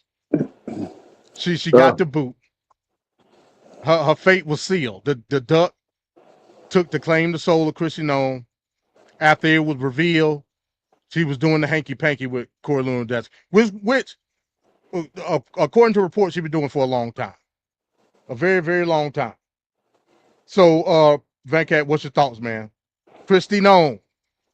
Well, rightfully, a dark hair. This is a scum bucket, scum sucking pig right here. I mean, not only is her politics just deplorable, but I mean, come on, man. She's having affairs and whatnot. She's having a bedroom being on built the jet, Mile High Club. I mean, how bold can this get? I mean, it's crazy. And spending money left and right for stupid vanity commercials and to raise her profile. Because before the 2024 election season, nobody ever heard of this bitch. Not even a little bit. And now everybody knows her. So even after the disaster that is the Trump administration and all the Trump stink that a lot of these people that are affiliated with Trump, once they get out, they can't get that Trump stink off. So I wonder what kind of job she's going to be able to get to support herself. I wonder if the husband is still going to stay married to her or are they getting a divorce? But she's just gutter trash. And she used the Super Bowl as another way to get her ego inflated, talking about ICE agents are going to be all over the Super Bowl. Not one damn nigga was there. Not one damn ICE agent was there. So she always trying to instill fear, always trying to intimidate people, but nobody's afraid of your monkey ass. She looked deformed and ridiculous. If you see the way she really looks, is way different than what she looks like now. You saw in the picture, in the Inside Edition clip, they showed a picture with her and Corey Lewandowski. She didn't look nothing like that. Now she got the Mar-a-Lago face. Right. Is The what she got. Mar-a-Lago face is what they call it. Yep. That's what they call it. Yeah, so she just an atrocious piece of trash bag ass human and rightfully number 11, lame duck. Ricardo, what you got on Kristi Noem, man? The canine killer, Kristi Noem. I mean, if killing puppies wasn't good enough, now she's out here dry humping other people's husbands. Like this is just ridiculous. I mean, I expect better, but not with the horny crew that is the GOP, the party of family values. They hump every damn thing that's walking around now. I mean, curiosity killed the kitty at some point. So I mean, it doesn't surprise me. It's just one of those things where even if she had just denied it when it flat out was asked, she could have been, she could have walked away scot-free. It's just the doubling down of just doing a whole bunch of babbling of nonsense. They ask you a question, are you sleeping? And funny enough, didn't it sounded like when she said it, like when they were asking Bill Clinton the same question, like, did you Yep. have sexual relations? It was just like, okay, you could just say yes or no. It was like, oh, and then I don't understand what that girl, just answer the question. But then And she when was you on the oath though, so that oh that was a lot more. She was on the oath at that point, so if she gets caught, because it's provable. It's it provable at is. some point. And then not only that, she what the lady was saying when she was asking her, grilling her, is absolutely right. You're in command, you're in control, and if it needs be, there's a lot of things that's going to be occurring now due to this so-called not asking Congress about bombing and a country that you had no reason to be bombing just because another one told you to. You could create another issue of domestic terrorism here, and you put in the likelihood of people's lives at risk by you doing all of this nonsense. But the fact that it's all a leadership command, and you are sleeping with somebody that you're not supposed to be sleeping with, and you can't even flat out deny it, is a problem. It's a huge issue, and that's not to say millions of people, on a daily basis, don't sleep with their coworkers. And what they do in their downtime is their business, because it Yeah, is but what it is. Ricardo, she uniquely looked like she carrying herpes right now. She looked. I mean, that's a hell of a chance to take. Listen, Vanka, what's going on between her and her foot and her legs and whatever body part that she has, it's her business. She has a right to be sexually fluid if she chooses to. The problem that we all have with Noam is that besides you killing the dog to prove a point that I don't know if she was trying to say she was manly or she has feminine traits. No one's gonna make her live that down. Even South Park got that on the perfect notch where they're like she's shooting the dogs and puppies and all that. I don't know why she even brought it up to begin with, but that was just stupid and dumb. But I guess it's to make her look tough. Girl, no one wants a tough woman. We all want a soft, feminine woman. That's all we go for. So that whole idea of you trying to be tough for the MAGA crowd, I don't know what that did, but I guess there's somebody out there getting the hots for you shooting puppies. That's a cute thing for you to do. But I digress. The whole thing with her, though, with Norm, and I've even when she did the whole, I'm gonna give out the $10,000 checks to the TSA agent because he didn't call out. I don't know if she's like trying to thread the waters because I don't think she was fired. I don't think she was MD. I think she was just repositioned somewhere else because she's up there with Trump. Let me speak on that. So apparently, Trump did this thing with I forget what it's called, like the Coalition of the Americas or whatever some it shit was. like that, where it was all. You remember Trump a couple of weeks ago? He had this meeting with all the leadership of the Americas.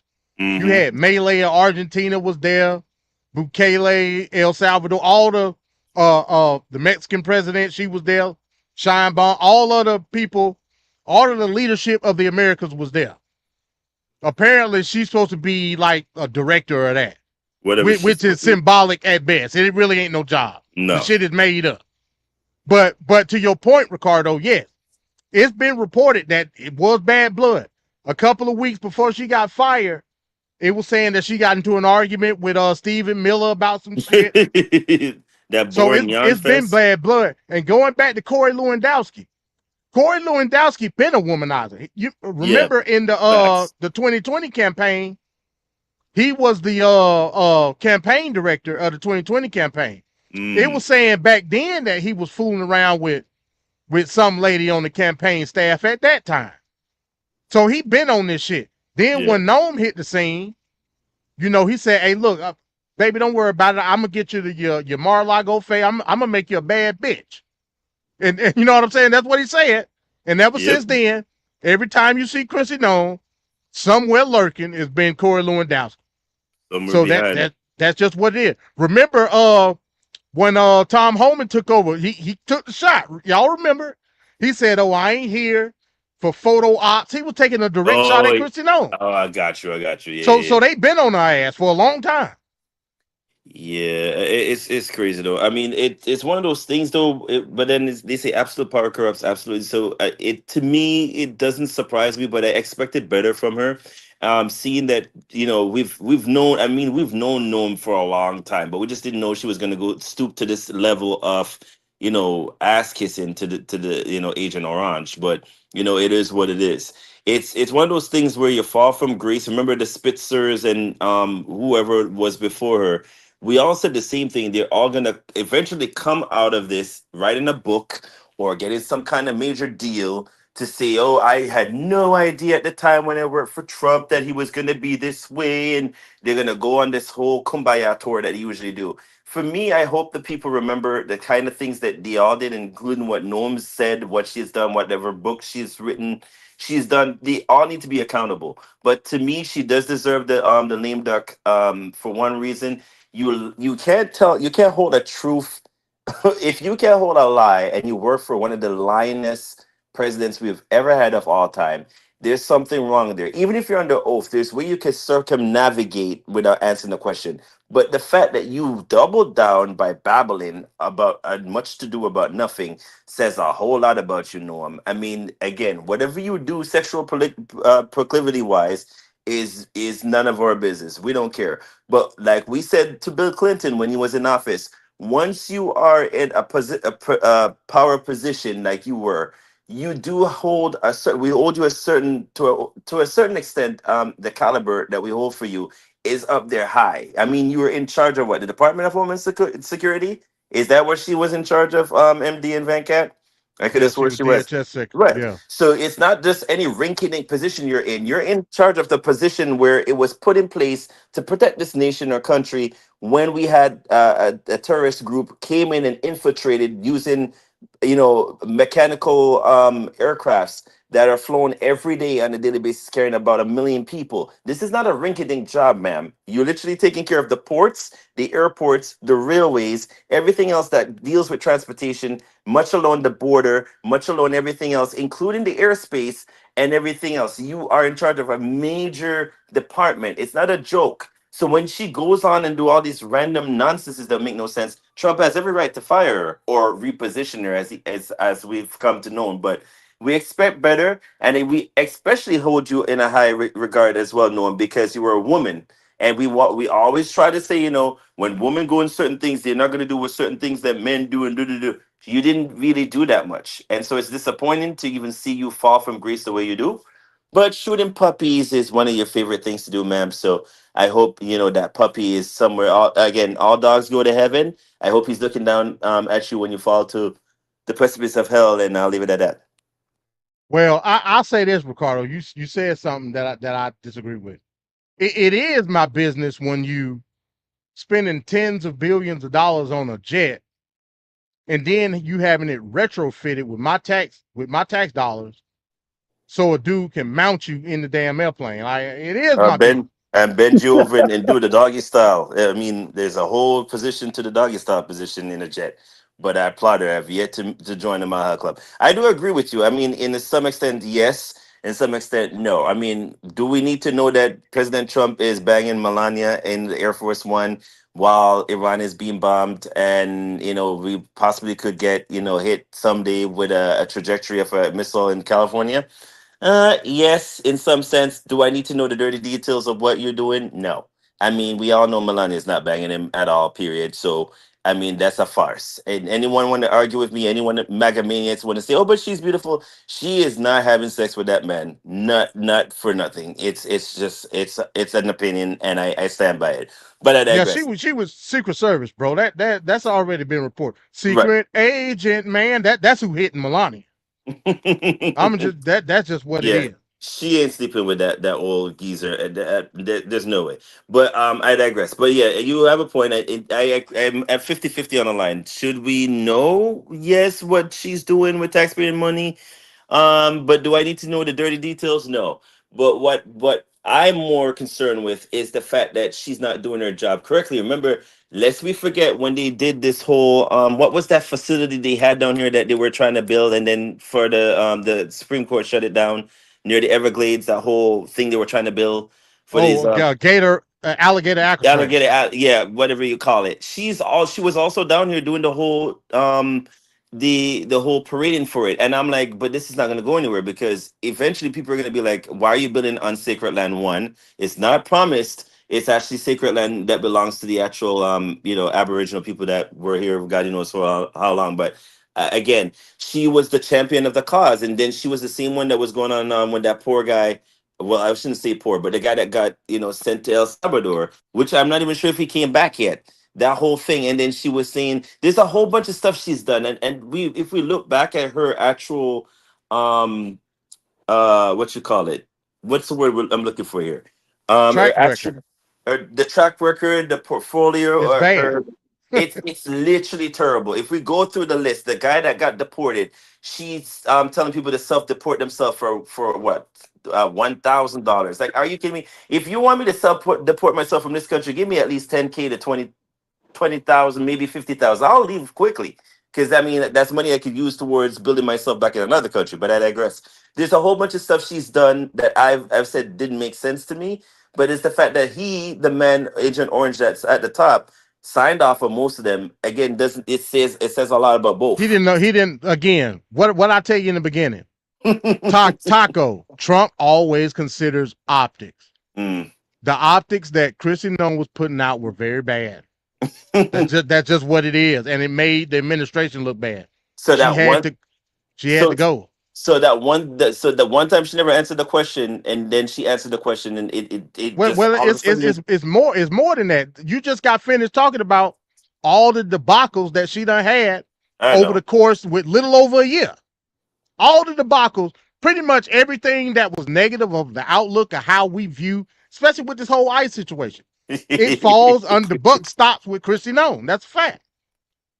That's a fact. But again, MD, the megamaniacs will tell you they beg to differ, sir. She was in part of just one part of the department. Not according to the approval rating, not according to the polls that's coming out now, where megamaniacs say they disapprove of what ICE is doing, because it ain't the fact that they disapprove of what ICE doing, they disapprove of seeing it.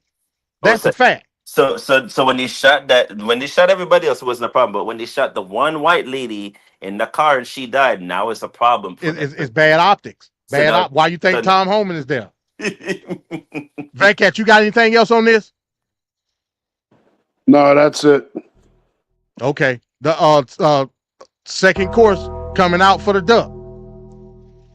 Second course, he ain't done. He's not fully satiated yet.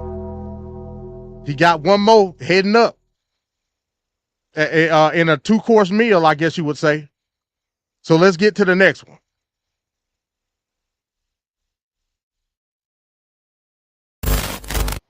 Joining me now, Special Forces veteran Joe Kent. Can you say anything that Biden accomplished over there besides symbolism? No, Jesse, the only thing I think that he accomplished was confusing our allies and emboldening our enemies.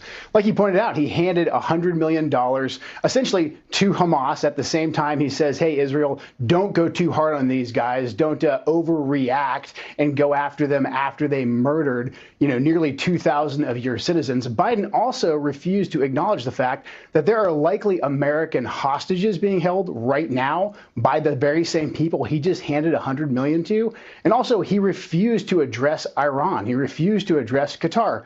We're giving money to the Qataris. The Qataris are hosting the Hamas leadership, and Iran still has the money that Biden gave them. So really, again, our allies are completely and totally isolated, and our enemies are emboldened because of not just Biden's policies and actions, but also this horrible trip that he just took over there.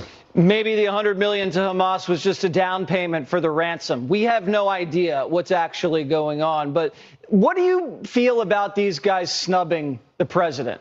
I'm an American. I don't like it when leaders snub the president, but he's getting snubbed a lot. I believe the Mexican president snubbed him, or we had some summit in California. They snubbed. He gets snubbed all the time. Why don't they respect this guy? You know, Jesse, when we're weak at home, we become very weak abroad. And the first thing that Biden did was he opened up our border. How can you take a country seriously that has a wide open southern border and is allowing fentanyl to kill its citizens? The Democrats in the Congress, like my opponent, Joe Biden, they opened up the border. They're allowing our citizens to be killed. And then at the same time, we have this disastrous foreign policy, from the Afghan withdrawal to blundering through Ukraine, continuing to escalate the situation over there, killing off U.S. energy independence so that all the worst actors in the world are in control of the world economic market, weakening the dollar. There's really no reason for these leaders to take us seriously, as much as that pains me as an American to say, considering how much money we give to these Middle Eastern nations. We need to strengthen our borders, strengthen our nation, so that once again, we're taken seriously on the world stage and get these Democrats out of power, because they're destroying our nation.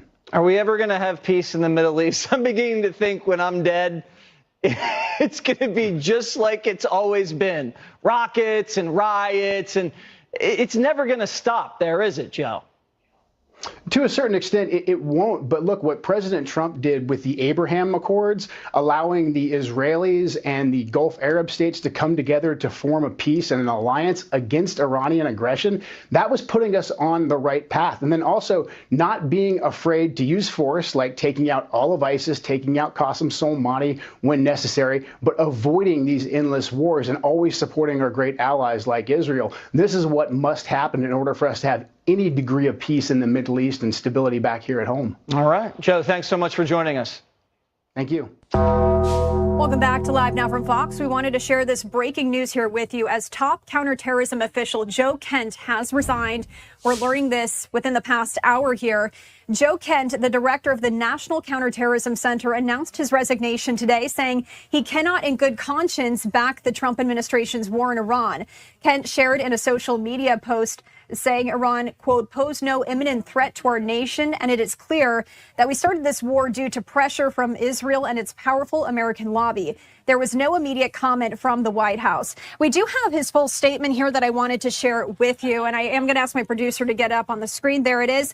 It says, President Trump, after much reflection, I've decided to resign from my position as director of the National Counterterrorism Center effective today. I cannot in good conscience support the ongoing war in Iran. Iran posed no imminent threat to our nation, and it is clear that we started this war due to pressure from Israel and its powerful American lobby. I support the values and the foreign policies that you campaigned on in 2016, 2020, 2024, which you enacted in your first term. Until June of 2025, you understood that the wars in the Middle East were a trap that robbed America of the precious lives of our patriots and depleted the wealth and prosperity of our nation. In your first administration, you understood better than any modern president how to decisively apply military power without getting us drawn into never-ending wars. He goes on to say, early in this administration, high-ranking Israeli officials and influential members of the American media deployed a misinformation campaign that wholly undermined your America First platform and sowed pro-war sentiments to encourage a war with Iran. This echo chamber was used to deceive you into believing that Iran posed an imminent threat to the United States, and that should you strike now, there was a clear path to swift victory. This was a lie and is the same tactic the Israelis used to draw us into the disastrous Iraq war that cost our nation the lives of thousands of our best men and women. We cannot make this mistake again. As a veteran who deployed to combat 11 times, and as a Gold Star husband who lost my beloved wife Shannon, in a war manufactured by Israel, I cannot support sending the next generation off to fight and die in a war that serves no benefit to the American people nor justifies the cost of American lives. I pray that you will reflect upon what we are doing in Iran and who we are doing it for. The time for bold action is now. You can reverse course and chart a new path for our nation, or you can allow us to slip further toward decline and chaos. You hold the cards. It was an honor to serve in your administration and to serve our great nation. So that was that post there shared to social media. And I just also wanted to share with you here that Kent is a former political candidate, and he was confirmed to his post last July on a 52-44 vote. As head of the National Counterterrorism Center, he was in charge of an agency tasked with analyzing and detecting terrorist threats. Before entering President Trump's administration, Kent ran 2 unsuccessful campaigns for Congress in Washington state. He also served in the military, seeing 11 deployments as a Green Beret, followed by work at the CIA. So we wanted to bring that breaking news to you here on Live Now from Fox. Do you know whether Joe Kent was leaking? Look, I'm not a fan of the guy. if you look at, and you never cover this, if you look at his truths or whatever he went on, if it's X or Truth, if you look at his truths or his statements, he was all for everything. All of a sudden, he wasn't. He was a man that I met at Dover. He came and his wife was killed. He remarried fairly quickly. His wife was killed, and I felt badly for him. He ran for Congress, he lost. He ran for Congress again and he lost. I said, you know, he's a guy, nice guy, seemed like a very nice guy. I met him, he was pretty heartbroken, but I said, you know, it's a shame. He ran for Congress twice. Call him up, give him a job in the White House. Smart. They gave him a job in the White House, and this is what he does to me, you know? Being a nice guy doesn't pay off too much. Think of it. He loses twice in Congress, ran not very good campaigns, should have won, but he loses twice. How do I get him? I have my people call him, because I didn't deal with him for the most part. I saw him a couple of times, but I never dealt with him at all. I had no idea his ideology was left or right, whatever it is. I can say this. He said very strongly that Iran is not a threat. Iran's been a threat for 47 years, and there's not a country in the world that doesn't agree with me on that. So I take this guy, Joe Kent, who lost twice for Congress, pretty badly and tough, and was devastated, and I know that he lost his wife. So instead of letting him live out his life, I brilliantly have my people call him and offer him a job in security, essentially, in the White House. And what does he do? He goes out and he says that Iran is not a threat to get publicity. Now, he probably signed up with CNN or maybe signed up with your division of Newsmax. I don't know, but probably signed up with CNN or somebody. But if you look at his tweets, X's or truths, whatever he uses, I don't know because I don't follow him. What he said is 100% he agrees with me. All of a sudden he leaves. I never knew he had a problem. Now, I hear they're looking at him for leaking. That's possible.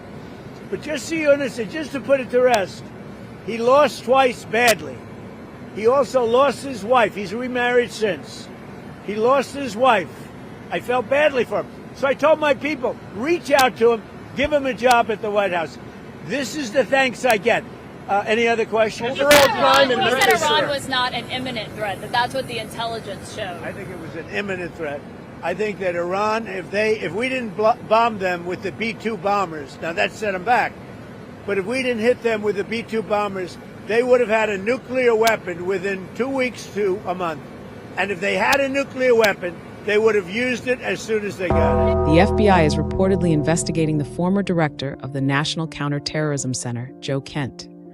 Kent was Trump's former pick to run counterterrorism operations in the U.S. Kent publicly resigned from his position in protest of the war with Iran. He said, Iran posed no imminent threat to our nation and claimed the war started due to pressure from Israel and its powerful American lobby. The New York Times and NBC News cited sources saying Kent was under investigation for leaking classified information. Sources said the investigation began before Kent's resignation.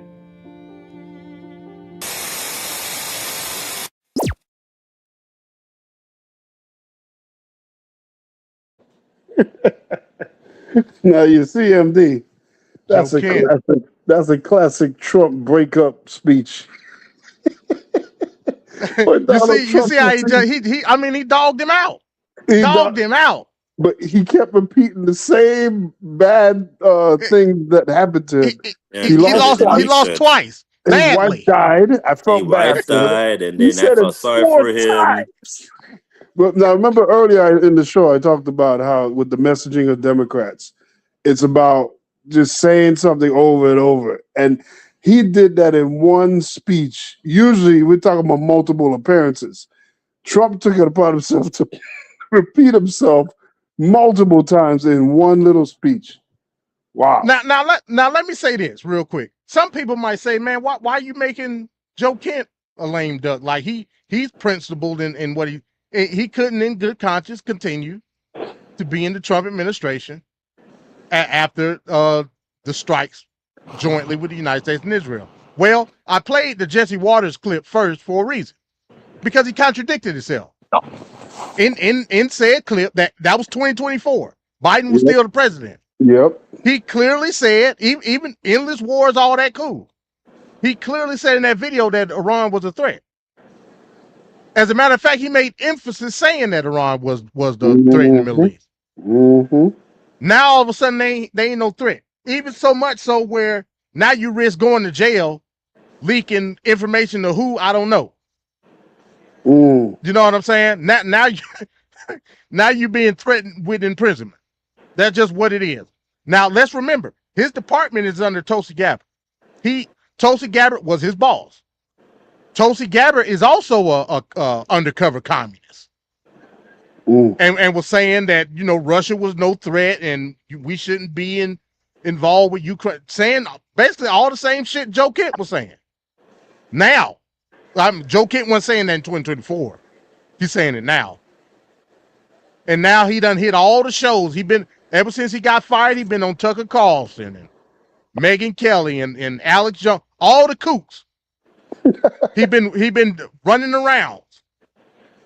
So simply what I'm telling you is that's the reason why the duck called on his name, because he contradicted himself in 2024 to now. Yeah, he's playing politics. He playing politics hard, but he's not strategically smart at all with what he's saying. You got to be consistent. Yeah. But when you lie, it's hard to keep track of your lies, and eventually it's going to fall apart. Yeah. All I know about the guy is that he lost an election twice, badly. And his wife died. And I felt sorry for him. Why does his wife have to do with anything that he... Can't with this damn man. That's all I know about him. Lord. But it goes to show, though, that even when it comes to everything else that we know, it's fascinating to me that the man said he resigned out of protest, that he didn't think Iran did anything wrong.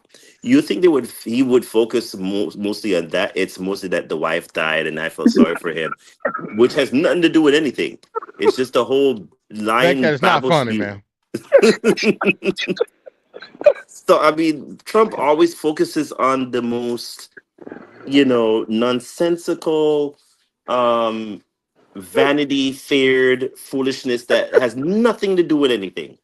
For all we know, the man might have moved on from the wife dying. I mean, he might have a mistress, he might have a side piece. Yeah, he remarried. That's what Trump said. Exactly my point. But what does that have to do with anything, Trump? Like, he always focuses on people's looks and people's on the penis size and the vagina being this way. Trump, that has nothing to do with anything, sir. The man resigned because he says that in his formal placing of being in the department, he didn't see no reason for Iran to be attacked. None.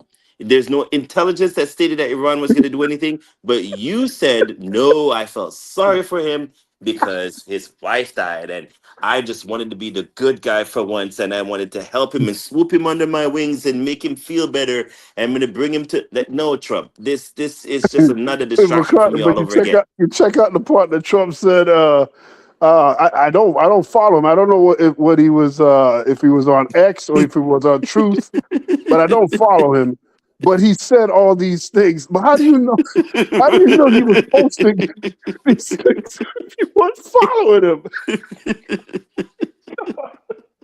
Trump is crazy, man. This is crazy. It's so crazy. Trump is like one of those people that you'll bring, like you'll be like, he's a pastor or something, be like, we're gonna bring you to the strip club, and then he put his hands over his eyes and be like, I was not looking at the booties, but sir, how did you end up knowing that she was shaking her ass and the G-string was yellow? Like, I don't like, he does these stupid things that make no sense, and I don't understand for the life of me why the MAGA crew never, they would never hold him accountable. It's like, oh, but he might have just went into the strip club to just like bring the Bible in there to say hello. Like, no, sir. Like, there's no amount of you convincing or saying anything otherwise that would make us go, Trump is a rational person. He just talks nonsense that makes no sense at all. It's crazy.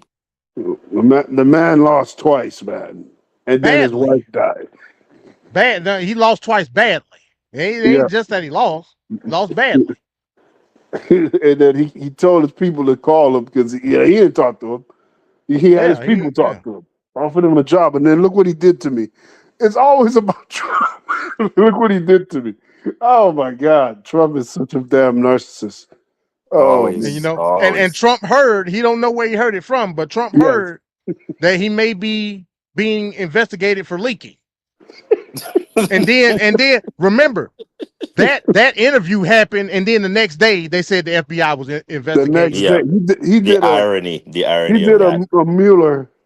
He did You just a happen to Mueller. leak it He's getting investigated. Like, oh my God.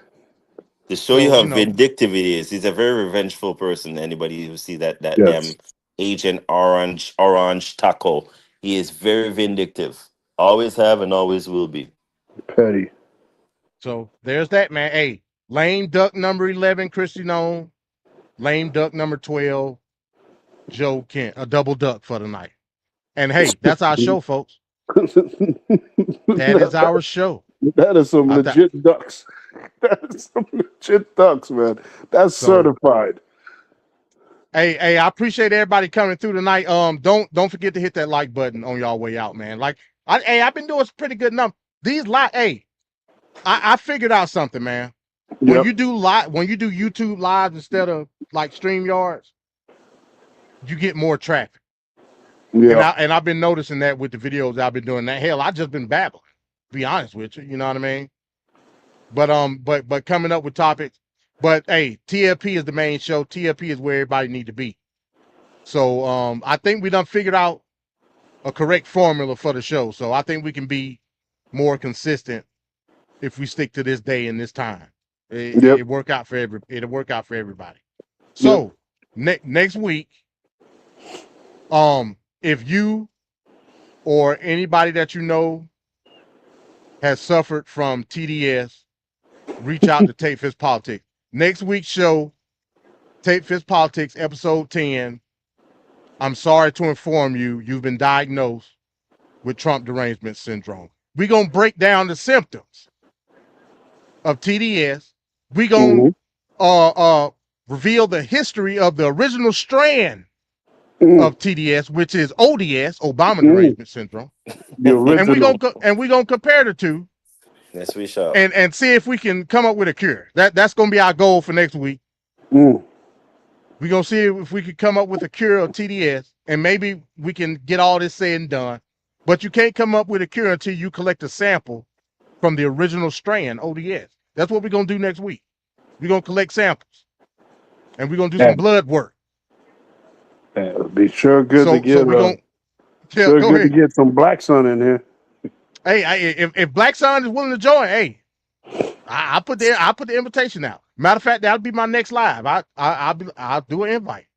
Black Sun, we because you know Black Sun is one of the leading researchers of the disease. He want to know why so many people got TDS. So I'm looking upon to him to be the lead on this medical research that we finna get ready to do next week. You know, so he's gonna be the leading doctor. You know, that whole TDS thing never. It's like libtards when they came up with the libtard thing. When Republican is closer to retard than liberals are, like it never made sense to me. Them running with that because TDS sounds like a derangement syndrome. It sounds like the derangement. The syndrome of the derangement is coming from Trump and Trump people that think like Trump. It doesn't come off to me as something that is counter Trump, like somebody that's against Trump would have. You know, I never understood that. That's just so lame to me. Well, we're gonna break it down next week, and you know, I'll just say this: I believe that people who diagnose TDS, basically what they're saying is, from a medical sense, what they're saying is your derangement comes from a hatred of Trump. You know what I'm saying? And you just come so superimposed or over infatuated with trying to discredit everything Trump does. I think wouldn't that technically be Donald Trump himself? What he did with Rosie O'Donnell for decades? I mean, Trump is like the I biggest hater believe on the internet. everyone deserves a second chance. I'm just saying, it just seems like all those qualities are coming out of Trump himself. Well, again, those qualities coming out of Trump himself because he is the original carrier of the disease. That's what I'm saying, trying to tell you. He's the Adam. He's the Adam that started it. Like I said, I think that was last week. When you look at the strand, look at the movie Planet of the Apes. Yep. When Caesar got the treatment or whatever, or the original virus, it was only Caesar. That was it. Yep. See, and then the virus in and of itself transmutated. Yep. And it was only for a select group of people, which were the primates, the apes. Yep. Everybody else that got the disease died off. Right. You know what I'm saying? So that's what it is. The original disease is Obama derangement syndrome. Yep. Trump became so infatuated with everything that Obama did that when the disease gestated within Trump's body, it formed a way of him acting as if he was Obama itself in the negative aspect. Yep. That's just a fact. And I'm gonna prove it next week because everything Trump is doing, Obama did. Just Obama did it better. Just in a negative way. Yep. Obama gave all that money to the Iranians in the Iran nuclear deal. Didn't you just see the report? And this me spoiling it a little bit. Didn't you just see the report of Trump lifting the Iran sanctions? How the hell you lift sanctions on a country that you currently in war with? How you do that? That's crazy. That's crazy. Obama derangement syndrome. That's what I'm telling you. Wow. Remember, repeal and replace Obamacare. Yep. Now we got Trump RX. Just a fact. Didn't we call Obama the deporter in chief? Yep. Now we got mass deportation, ICE. Same shit. Just like you said, Venkat, just poorly done by Trump. Yep. Because again, the virus won't allow him to perfect because of the ODS, the Obama derangement syndrome. Just a fact. But let me not give the game away. Next week, Tate Fitz Politics, episode 10. I'm sorry to inform you, you've been diagnosed with Trump derangement syndrome. And with that being said, hey, we good, man. Ricardo, you got any closing thoughts? No, just that we need a conclusion to this foolishness that was started about almost 3 weeks ago, going into Iran to bomb them for looking for uranium or whatever it was that he came to come up with. I'm just gonna leave this for everybody else that's listening, so that we can go and come back in next week. Let's just hope these people are not sending troops to go on the ground in Iran. It's not a good idea. I've been saying this from day one. I'm going to say it again. If you think you're going to bring combat to Iran on the ground there, it is a recipe for disaster. There's a number of reasons why you can't. But if you think this is Iraq, if you think this is Afghanistan, by all means, go ahead. You are about to learn something that history has taught us not to do. So again, mega crowd, send me the justification of why this is a necessary thing, why your cult leader is telling you that this is smart, and convince me, because it's not convincing the rest of the world otherwise. And I'll leave it at that. I'm glad you said that, Ricardo. Did you not see my post that I did earlier today? And this goes to, let me see if can you see my screen? Yeah, we see your screen. Yeah, we can see you, and we can see your screen. So I made a post today. I don't know if it's coming. It says sharing, but I don't see it in StreamYard for whatever reason. I made a post today. Nancy Mace made a tweet today. This was today now. Yeah. It says just walked out of the House Armed Services briefing on Iran. Let me repeat. This is her words. I will not support troops on the ground in Iran. Even more so now. This is the damnable part. Yep. Even more so after this briefing. They just got briefed on what's about to happen. Mm-hmm. I'm telling you that now. 3 days and count. I made a live saying 5 days. That was Monday. I think it's about to get bad, folks. I hope I'm wrong. I hope we're all wrong. I really do. I hope I'm wrong. Because if you want to see troops going off in numbers like worse than Vietnam, I think they need to prepare themselves for that. It's not going to be a good perception or image. I don't think it's going to be. Yeah, I don't think it's going to be that bad. But one troop is enough. It's enough. But I'm just saying they better know what they're doing because everybody's warned them about this, and I think intelligence-wise they're not listening. Didn't we just have Afghanistan for 20 years? Yep. We don't do well. This it's very country never possible. does well when it comes to going into other people's country. It never does. Yep. This country does not do well. So I hope they know what they're doing because They lost against Vietnam. Iran is in this for the long run, and they put out their own propaganda videos today stating otherwise. So let's hope we know what we're doing. Oh, there you go, right there. There you go. That I ain't do the thing, but yeah, she just tweeted that out today, folks. So, like I was saying last week, all those briefings that Senator Blumenthal and all the Gang of Eight, all these people were getting, they knew what the fuck was about to happen before it happened. They technically they have to tell Congress. They got to tell them. So, hey, man, all I'm saying is I hope I'm wrong. That's all I'm saying. Vancat, you got anything before we get up out of here? Just great show as usual. My goodness. The double duck, 2 birds with 1 stone.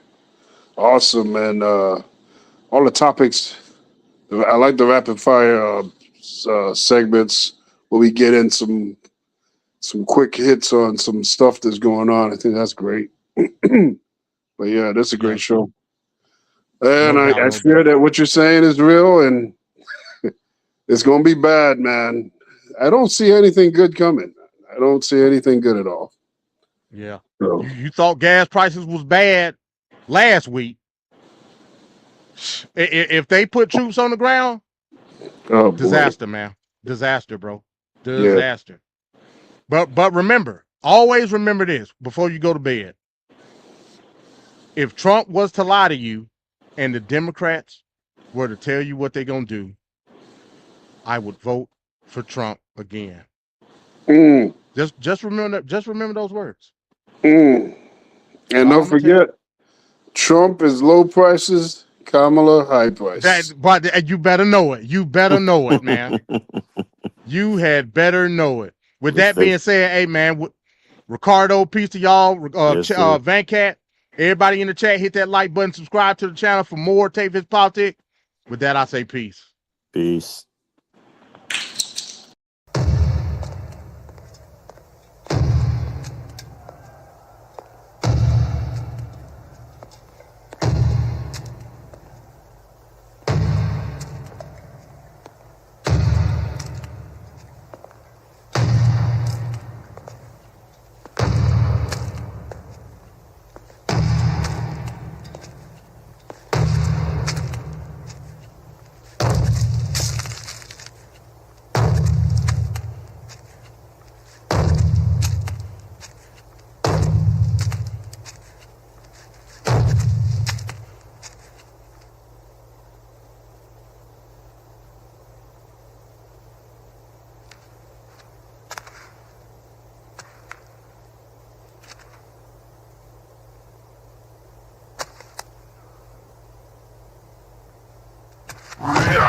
Right.